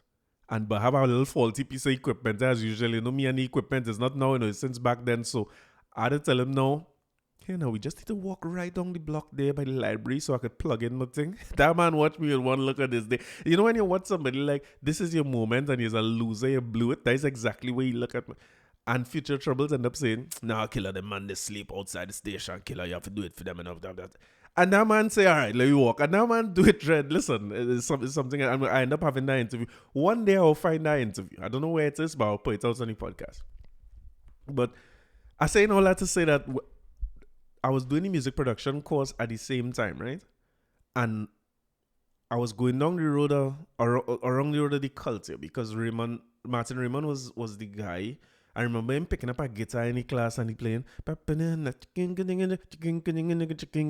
I said, but wait, this man knows some Kaiso. So then he started to realize I know some Kaiso too. And that's when I started to realize now, okay, production in our local music could be a thing. That could be something that I do. And listen, all the lights turn on for me in terms of what I wanted to do in life. I was like, this could be me here. I could do music. I could do the websites and do interviews. I could figure out how that could be a career.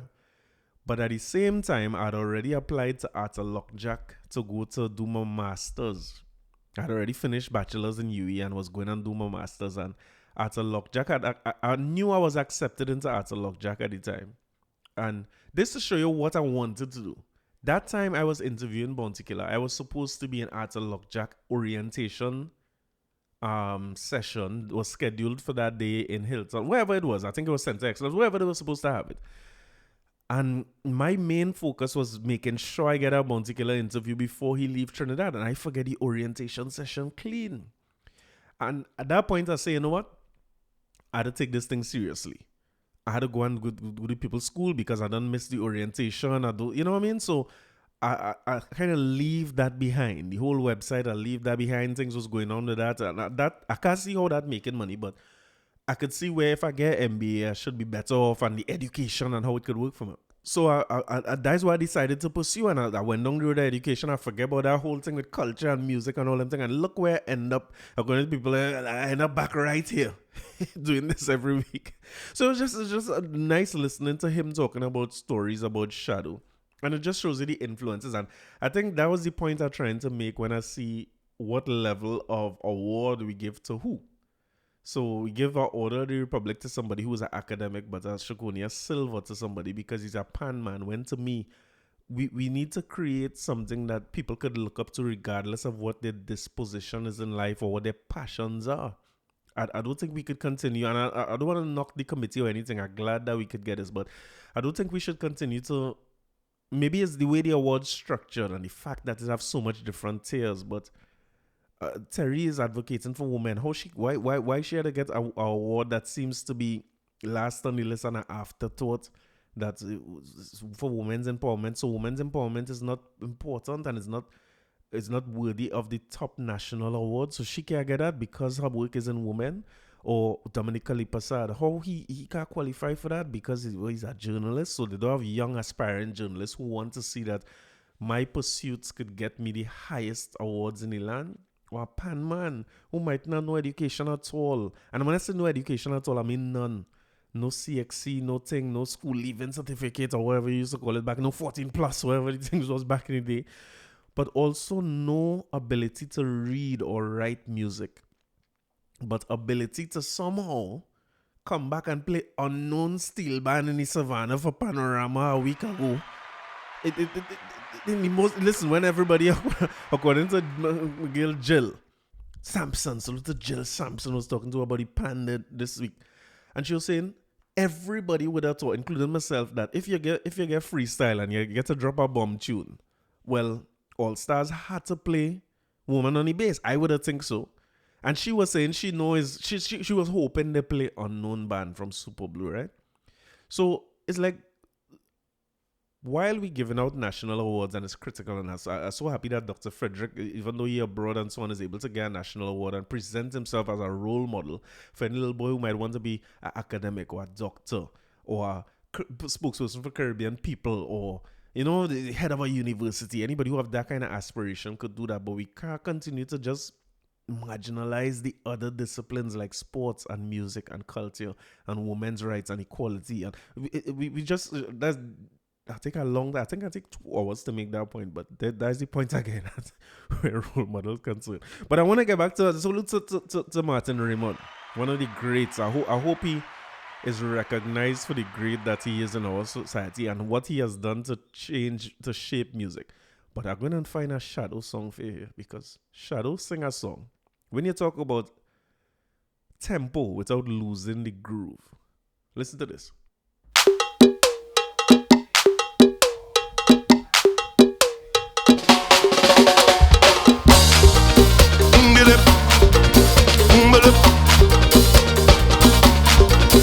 Yes.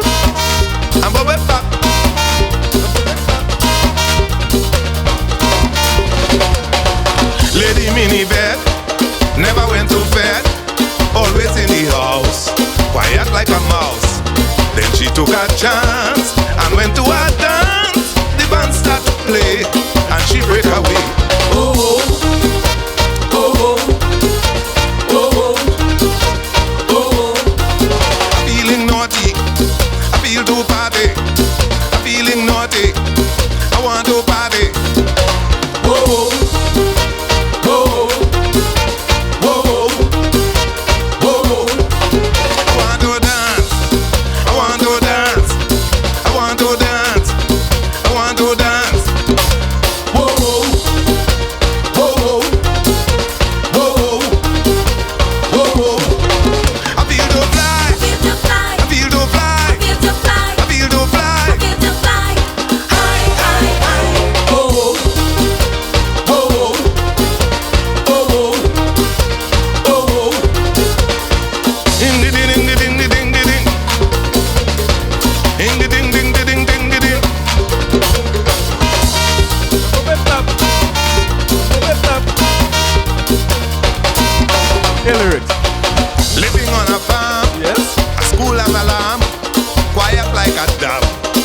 symbol of love.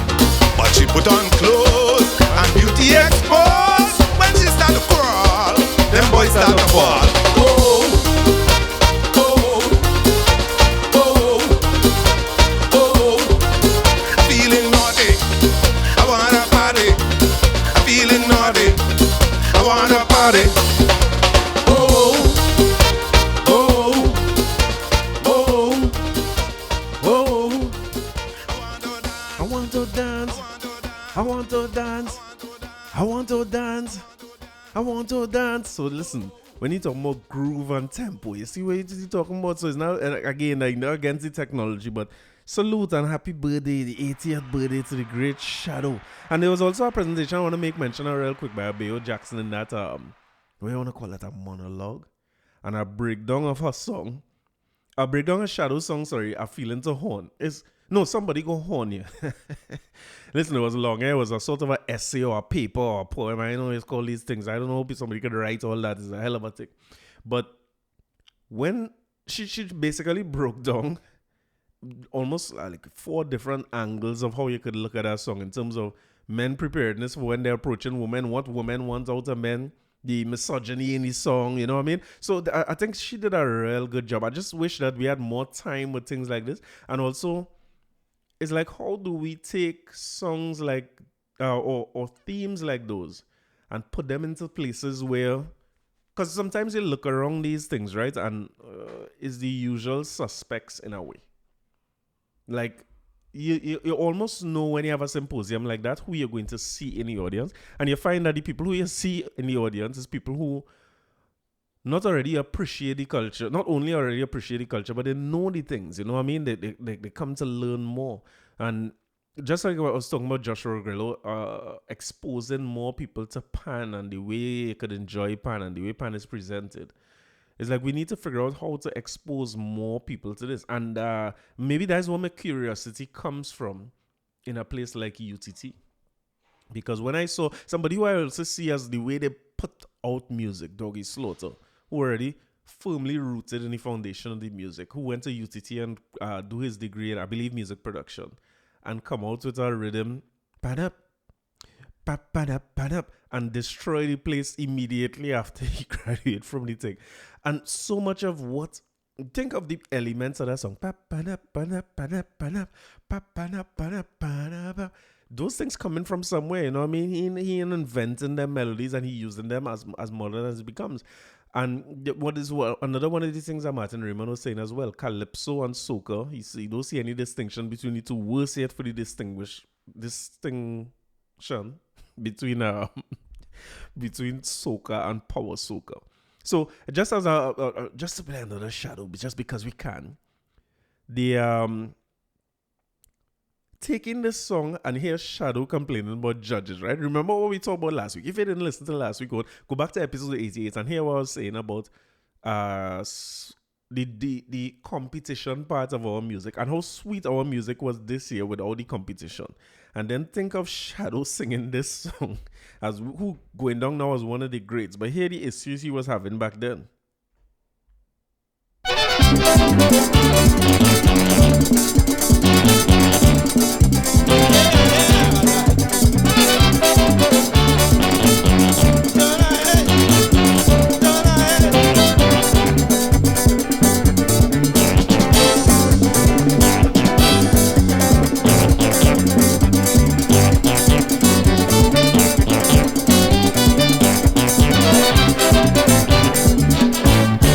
Society mad here in Trinidad.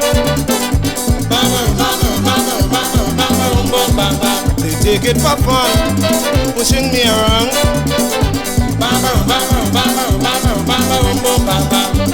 The world know my music is solid like brick. The people enjoy it, they jump to the beat. But when they have competition, the judges will swear I am a comedian, so I ain't going back there. I want to catch some judges in hell to have them jumping, just jumping, no stopping. I want to wake them up with some blows and have them jumping, just jumping, no fooling.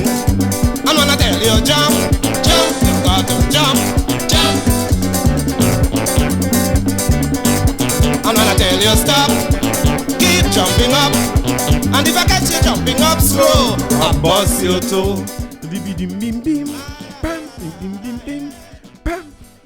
Listen, if you don't know that, go and find that, because there's one shadow. I have plenty of shadow best. Before I leave here, I'm going to play my favorite shadow song to sing. And my song, I think I played this before. As I tell you, almost the first, I think, could be as much as 40 episodes. Just getting the energy to come here and do this thing, and the nervousness about putting yourself and your face out there, and now you're saying things that might be controversial. Like when I watch a issue like Paria and things, I just not the energy to record about them things, because them things risky, they're controversial. I always say from the beginning of starting to do this that my goal is not, I want to reach plenty people, but I don't want to go viral. That makes sense? Because viral moments, they tend to be the most controversial. They tend to be a snippet. I still have a difficulty with taking out clips of the podcast, because I feel like if clips could be so easily taken out of context, and it's taken me so long to get to my damn point and figure out what I'm trying to say while I'm saying it, and things that I'd rather deal with the people who are willing to listen through to our whole episode and understand where I'm coming from, and also listen to multiple episodes so you could get context for what I'm trying to do and who I am and all that before you pass judgment. So I used to have a hard time, like, mentally getting myself ready to come and start to record. And but by the way, before I play the song, I find 2 hours real long. I don't find like 2 hours is too long for an episode, because I tell you now, I have just to tell you about the editing process. I had 2 hours and 34 minutes of this part. I'd come back from the beach side recording, and I have 45 minutes of recording with my sister. So that had to come down to something. So I don't know if I should be putting out the whole thing. Like 2.5 hours is like a movie. So I'm trying to stick somewhere close to 2 hours and not be much longer than that. So I'll let give me some feedback on that. But this is a song that, before we move on, I used to play this for, well, Stacey must used to get fed up, sometimes for hours before I hit that record button. And I just want to play this in celebration of the 80th birthday of the great one,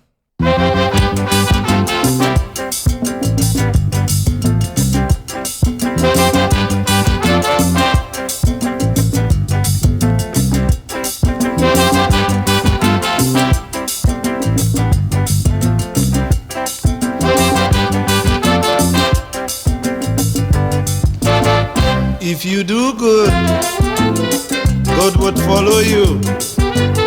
And if you do bad, your journey is hard. You're always in war with your conscience. It's squeezing you up like a tight pants. You could be living in a den of luxury, yet you always unhappy. You go to your bed on your lovely mattress. You're dying to sleep, but you can't find a rest.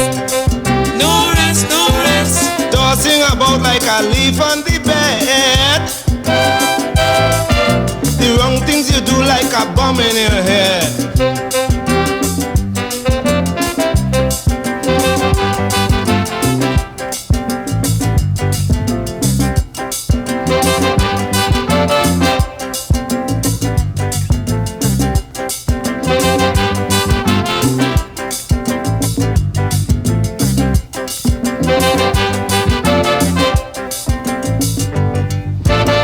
Many people in this world today, satisfaction is their enemy. They want every object they behold. Their greediness is out of control. They could be living in the midst of happiness, but their minds are in sadness. They go to the bed on their soft, nice mattress, dying to sleep but cannot find a rest. No rest, no rest. Tossing about just like leaf on the bed. The wrong things they do just like bombs in their head.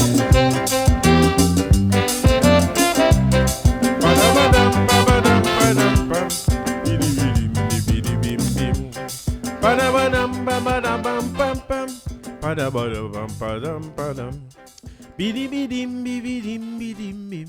Budu budu budu budum budum. Listen, one of the biggest catalogs in music, easily one of the biggest catalogs in calypso music. So salute to Shadow. Listen, that song, I listened to it over and over. I don't know why it is about this song that appealed to me. I guess it was just to tell myself, listen, something good you're doing, so bad can't come of it, right? Only we had to go, you gotta go. This is a lot of time. I had things to do too. I have plenty of things to run through here. I want to say, rest in peace to the great Shane Warne. Such a shocker, 52 years old. Shane Warne gone. I saw Lara's response to that on Instagram, just as heartbreak on losing a friend. So salute to him. That was some sad news to see. Also, just in terms of what's going on Netflix, right? All you know, I like to give all Netflix rundowns and to ask Oli for some help on what the hell to watch on Netflix. So I get a recommendation to watch after Tinder Swindler to make sure I watch how do you call the thing again? Inventing Anna, finding Anna, replacing Anna. And listen about Anna Delvey. Y'all had to watch that. It's not the greatest show I've ever seen. It's not exactly a documentary. I think it's more of a, well, I guess it's mini-series. Is Ava DuVernay, is the woman name? Or Shonda Rhimes? One of them, Shonda Rhimes, I think. One of them. Who do, and listen, it is surreal how far you could get with image alone. Because what that girl sell, even when the end, it looked like she sell herself on the image of her being a wealthy child of a Russian oligarch. You know what I mean? Who just have a loud millions in a trust fund by having problems moving it over to the States. And it's so strange that not really strange, not birds of a feather, I guess, because during the course of the series, they make sure and tell you, like she was living by the Fire Festival guy. What you name again? Billy. And the Martin Shkreli who take the HIV medication and raise the price by how much ever he do it by. And he had gotten the Wu-Tang album, the one copy of the Wu-Tang album, and this RZA and all of them, and you know what I mean? He end up in jail. I think he's still in jail. He and Billy in jail. Along with Anna. Everybody get locked up, it look like. But I think they do a real good job with the series. And my guy reminded me the other day, my guy Cassius. Hey, Cassius is my guy. No? But sorry, I had to do it. Because Cassius reminded me that I've been saying for the longest while that I'm going and talk about Ozark, which is the greatest series ever created. I know it's only top 5, but I have Ozark up there. I have both Better Call Saul and Breaking Bad, which I watched multiple times. That's 3 of my 5. And what's my guy Tony Soprano name again? Sopranos. That's one of the best I've ever seen. I ain't know a hole in that 5th slot. Just don't tell me no Peaky Blinders. Keep me out of that. That's the worst show I ever see. But he keep telling me, remind me to some of that thing, and I keep forgetting. But listen, if you didn't watch Ozark yet, you had to get on to Ozark. Go back to season 1 if you need to and go through it. Maybe Queen of the South is my next one up there. Queen of the South wasn't that great, but it was good. But Ozark ending is the greatest cliffhanger I have ever seen in any series. It's I'm waiting now to see, well, listen, I'm in complete shock when Ozark end. And you know what was shocking too? I had COVID at the time and I was watching Ozark. That's my little comfort. I had nothing else to do. So I'm pressing now to see when the next episode goes start. Not realizing I watch all the 10 episodes. I couldn't believe that is where they leave we in the end of Ozark. But Ozark is one of the best. And I didn't even realize that Ruth from Ozark is the same person playing Inventing Anna. So Ruth is one of the greatest actresses of all time. And Stacey tell me that, but like me, really make the connection. But she played a real good Anna. And she, well, you know how she was as Ruth. But I can't wait to see what's going to happen with Ruth in the next Ozark. Ozark is one of the greatest of all time. But going back to my boy Cassius, right? I just want to, how to do it. I saw a little post from Cassius over the last week. You're looking for photography service. Cassius Rochelle is a man, right? Look, find him. The man say, once you're over 35, you're supposed to know this song. Now, I am about 35 years over 35, right? So I tell myself, well, let me see what this is. I had to know this. Cassius say thing and I want to later tell me, because most of the people, hey, Shadow, you still here? Just now, relax. Oh, you still playing? I want everybody to take in this, because most of the listeners to this podcast over 35, whether in age or in attitude, so let my girl say the shepherd, most of the listeners to this podcast over 35, right? I want to let you tell me if only know this song, right?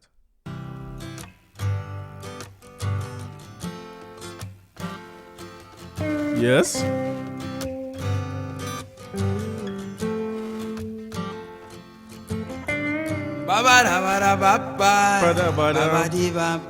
Yes.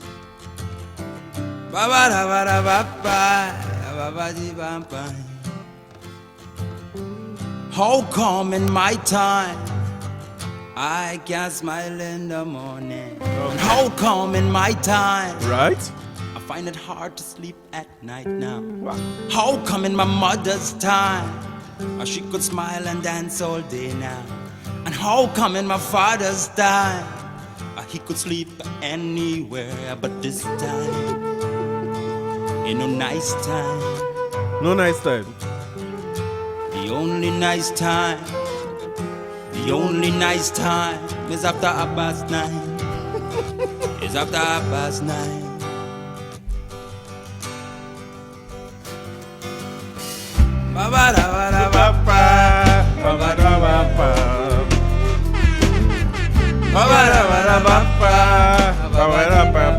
Yes. How come in your time Yes. you never seem to understand now? And how come in your time Yes. it's only fuss and fight? It's only fuss and fight. And how come in pawn them time well, Pa never tell me about it? And how come in man them time well, Ma could live in any time? Not But this time, ain't no nice time. The only nice time. The only nice time is after 9:30. Yes, it's after 9:30. This song, I will let you tell me if you know this song is by Joint Pop Style OG. And I want to read some of the comments for this song because I don't understand what you mean by the only nice time is after 9:30. I'm gonna be honest. What is happening after 9:30? Joint Pop is one of the most underappreciated bands in TNT. These men never sell out. They never sell out. Oddfellows Local had like the first rock video on national TV. Filth and Fury, Anarchy on the Avenue. Hector is a pioneer. A man said this tune have me crying. All right, sorry. I'm don't laugh. This tune had me crying. My family was so poor and humble back then. Now we good though, but memories just came back rushing. This song forged my love for music when I was young. So Cassius say, he say, boy, you's a man know all the old music. I said, boy, I don't know all the old music, but the problem is I could never stay up past 9:30. Man is going to my bed early. So me ain't know that song at all. I don't know it. Hey, whilst I ain't talk about it, let me get out for these things because this had to be the longest set of recording I ever do. Let me just check my list so that I have nothing to come back to next week. Oh, the freedom of COVID. Only we free. I can't go through that now, right? The Rowley say we're going back to normal. No mask in the car. Driving the car with no mask. Going up to Maracas. I blow every policeman on the way. He say work going back to normal as expected. I thought they would have seen more of a hybrid of work from home. But he say everybody to work and, they will be back in town. I just want Rowley to know that we don't have no money for no school uniform because we was only wearing shirts all the time, only school pants. That ain't fitting. 85% of the people can't fit in their work clothes no more, so like it's all hell break loose. I want to say as well that with all this regulation, all it now just changed and all it takes a carnival that was a whole carnival and so on. Well, better just Lego school. Because if we law is based on precedent, just Lego school, right? More families are required to remember public transport going back to 100%. You know when public transport go back to 100%, that means Maxi now going and start to take people from Arimo. Tell them come to hell out of Maxi in Kirep and then charge them double to reach from Kirep to Tong. So we're going back to these things. Public gathering of the groups no more than 25. Listen, them. What do you mean public gathering of groups no more than 25? Them still talking about size of group. Safe zones to operate at 70%. Hey, listen, by the end of the week, all they change that to 100. Contact sports to be allowed. We've been doing that. Oh no, it's one thing I had to get to still. Let me read this article quick from my guy Joel Julian. This is a long episode. I was saying last week, or some weeks ago, that business, this is one of the issues with putting back safe zones at 70%. You have one of the biggest restaurant companies like Prestige Holdings reporting year-on-year losses. These are not good signs. Or you see Wendy's closed down. I don't know about all the other Wendy's, but in Shogunas, Wendy's closed down completely.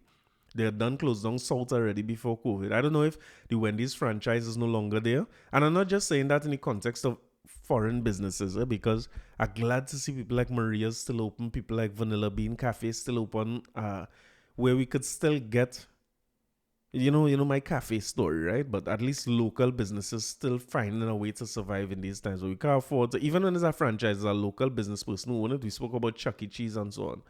But according to my guy Joel Julian, there's one business that's doing well. He says, grows in the midst of the pandemic. Guest house opens 15 branches. Expert says business model works in TNT. In March 2020, the Double Palm. Wait, we need some background music for this. Just now, hold on. We need a little vibe. I find like I'm reading this and it has no kind of vibes in the thing, man. You need a little vibes. Right now we could read this, right? We need a little energy in the place. So, Joel say, in March 2020, the Double Palm Inn opened its 11th branch in this country, located at Petersfield in Felicity, Chaguanas. And while during the 2-year period since then, many businesses have been struggling to keep their doors open because of the COVID-19 pandemic, which arrived on the country's shores in the same month, Double Palm has managed to open 4 more branches. Since the pandemic, they have also opened branches in Jasper Avenue. Jasper Avenue? All your West people into this side, right? Okay. Princess Town, Tumpuna Road. I thought it was Chaguanas alone. I've never been to a whole house. I thought it was Chaguanas alone, you know what I mean? I forget. So, the Tumpuna South branch is less than a kilometer away from Tumpuna Road North branch. What? A Tobago branch is said to be currently in the works. The largest Double Palm Inn is located along Manzanilla Road in Mayara and was opened in March 2019. The branch is said to have 30 rooms spread evenly between upstairs and downstairs. Double Palm offers hourly rates ranging from $150 for 2 hours for $600 for 24 hours in the Palm. Salute to everybody who's going in the Palm for 24 hours. All locations are open 24 hours a day, every day of the week. Double Palm is owned by Guyanese-born businessman Rajendra May. May. You know, Army Hardware. I want to say salute to the Guyanese population for all they've done for Trinidad and Tobago, be it on Charlotte Street in terms of the endeavors as vendors and so on the Charlotte Street area, or they might have written the national anthem at different times. You know, Guyana makes such a valiant contribution to the cultural tapestry of Trinidad and Tobago. He said over the years, the brand name Double Palm has become popular locally and has been used as a generic term or proprietary eponym to refer to guest houses in Trinidad in general. The company has been featured in songs and music videos. Even during the nationwide blackout earlier this month, users took to social media to jokingly ask if Double Palm had a generator. Crazy's friend Dr. Raj Ramnanan sought to explain the attraction to guest houses. It is a flourishing industry, and over time, a brand can be so famous and so ubiquitous that people associate it with the action. Yes, Dr. Raj. Say management and staff would like to offer our sincere appreciation. Or in a post from Double Palm last year, he said we would like to offer our sincere appreciation and gratitude for your support in making us your preferred choice of stay. We would like to take this opportunity to reassure you that Double Palm Inn will continue not just to provide the highest standard of service, but also to make sure that your time spent at our establishment is safe and secure. This is good. He said there has been an ad circulating on social media claiming that Double Palm Inn will be opening resorts in Celebia and so on. We'd like to inform you that is false. Man say imitation is the greatest form of flattery. He said, let's put things in perspective. Trinidad society likes this kind of clandestine kind of movement. So we are always thieving a chance. Whether you are thieving a chance in our parking lot, whether you're thieving a chance in a parking lot or you're thieving a chance in a fete when you jam somebody against a wall. What? What is going on? Wait. Who is saying this? I need to get to this. Is Raj. Dr. Raj is saying this. Dr. Raj saying, whether you're thieving a chance in a parking lot or you're thieving a chance when you jam somebody against a fete in a wall, it's all the same thing. On a fete in a wall. He said, anyway you turn, you have these things, you know. It is just now that you have enterprising businessmen who decide they're going to open a chain of these things all over the country and they are thriving. if you have somebody coming to use your place for a couple of hours and they're paying you $350, that's $50 US, and it costs you nothing, you could turn over a room 3 or 4 times a day. All right, Dr. Raj. Dr. Raj is clearly in support of going to the Palm instead of jamming people on a wall in a fete, you know what I mean? So salute to my guy Joel Julian. I'm glad that we have some kind, so I might have been overly worried about the effect on the economy. Is like anything else in economics, right? When some parts of the economy up, but some parts down. So it might be in-house dining, but not some in-house dining in the Palm, if you know what I mean. What else I had to talk about? I just want to talk about one more thing before I go on a serious note. I want to dedicate this episode, easily the longest episode it seems, to my Auntie Francia. Rest in peace to my aunt. Listen, this was a hard one. I think she's my cousin, and we call her Auntie Francia. And this was a hard one for our family on a whole, because Auntie Francia is one of the people, everybody in your family, somebody who, when somebody passes away or somebody's sick, that is the person who is called. She is definitely that person in our family, and you used to see that grey 323 wagon flying coming down the road, shalom mark on the back glass. And just like her husband, almost 2 years ago, they gave us a sudden shock over the weekend there. It just was good all the time. Matter of fact, when I had COVID, I was calling them. There's my family in the States. Salute to Denise and Dwight and Avery and the whole squad over there. And talking to her on FaceTime and just laughing about how we are COVID at the same time. I tell you, when I had COVID, the most common thing I tell people when I had COVID is to say, me too, well, Denise and them, all of them had it, something. And at that point, Francia was negative. So she decided she negative. She's the only person in the house negative, and she only have a little cough. I say, but Francia, you have it. We're talking about negative. And I sit down and laughing with Denise on FaceTime. Them laughing how I lock up in a room and Stacy and them put me in jail. I laughing how she feels she don't have it and thing. And she recover well, and eventually it come up positive. She recover well, as with everything else that she always recover from. And it's just one of them people in the family you expect to always be there, and you expect to always answer the phone when they call. And I'm talking to Dwight all the time about coming to Canada this year. Not in my wildest thoughts I would be going to Canada and not seeing Auntie Francia. So it's just one of them things in the family, and I just want to dedicate this episode to her before I go. And just a good one. Matriarch of the family. All you know how that go. So I'll even only with one song, since we done gone down a shadow rabbit hole of sorts in this episode. I want to play one of my favorite shadow songs to sing when we performing, and think is one of these songs I like singing. It's just different. I don't know how much people know it at all, but something about the song nice, and especially when I heard Abel's breakdown about shadow, and the breakdown of this song, Looking for Horn, and how many things, as much as it's our masterpiece in writing, how many things could be problematic in today's terms with a song like that. But Shadow was the kind of person who, he touched on every single topic. So while he may seem to be talking about, when you're talking about horn, especially in them time, you're talking about man horn and woman. But when you say, boy, you're going to marry and thing, again, you have a piece of advice here. You're going to get horn and you're going to put yourself in problems. And she did a good job juxtaposing the whole thing against domestic violence and where men feel the old woman. And you know these stories we always talk about when major issues blow up. So it's nice to be able to talk about that against the backdrop of a song.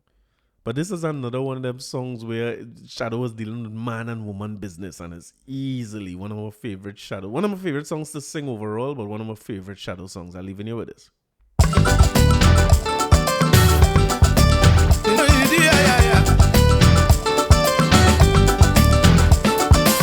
While I was going down to south, I heard a woman crying out, I'm tired, I'm tired, I'm tired, I'm tired.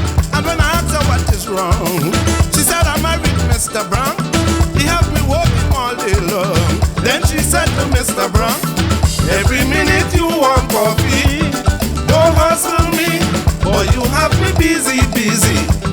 Don't hustle me, go look for my shoe, go look for my hat. I want you to know I'm fed up with that. And every night you preaching your love, but I have a problem to solve. Is this love or what? Tell me, Mr. Brown, is this love or what? Come on, honey, I want the tea, I want the egg with tomato and celery. I want the food, I hope it's good, and bring it quick, I'm in a very hungry mood. Is this love or what? Oh. Is this love or what? Okay. Don't touch me, don't touch me there. Don't touch me, don't touch me there. Don't touch me, don't touch me there. Don't touch me, don't touch me there. Take it easy, Mr. Brown. Going crazy, Mr. Brown. Don't touch me, don't touch me. Don't touch me, don't touch me. Not long ago when we were young, and our love was very strong, was flowers by showers and kisses for hours. Now our love is getting weak. It's like a bucket with a leak. It's getting empty by the drips. Don't know when last you kissed my lips, but every minute you want coffee. Don't hustle me, boy, you have me busy. Don't hustle me. Go look for my shoe, go look for my hat. I want you to know I'm fed up with that. And every night you're pinching me hard up, but I have a problem to solve. Is this love or what? Please tell me, Mr. Brown. Is this love or what? Come on, honey, I want me tea. I want me egg with tomato and celery. I want me food, I hope it's good. And bring it quick, I'm in a very hungry mood. Is this love or what? Is this love or what? Don't touch me, don't touch me there. Don't touch me, don't touch me there. Don't touch me, don't touch me there. Don't touch me, don't touch me there. Take it easy, Mr. Brown, oh yes. Going crazy, Mr. Brown. Don't touch me, don't touch me there. Don't touch me, don't touch me there. I see you next week, on next week there. We back to Tuesday from next week, yeah. Bye.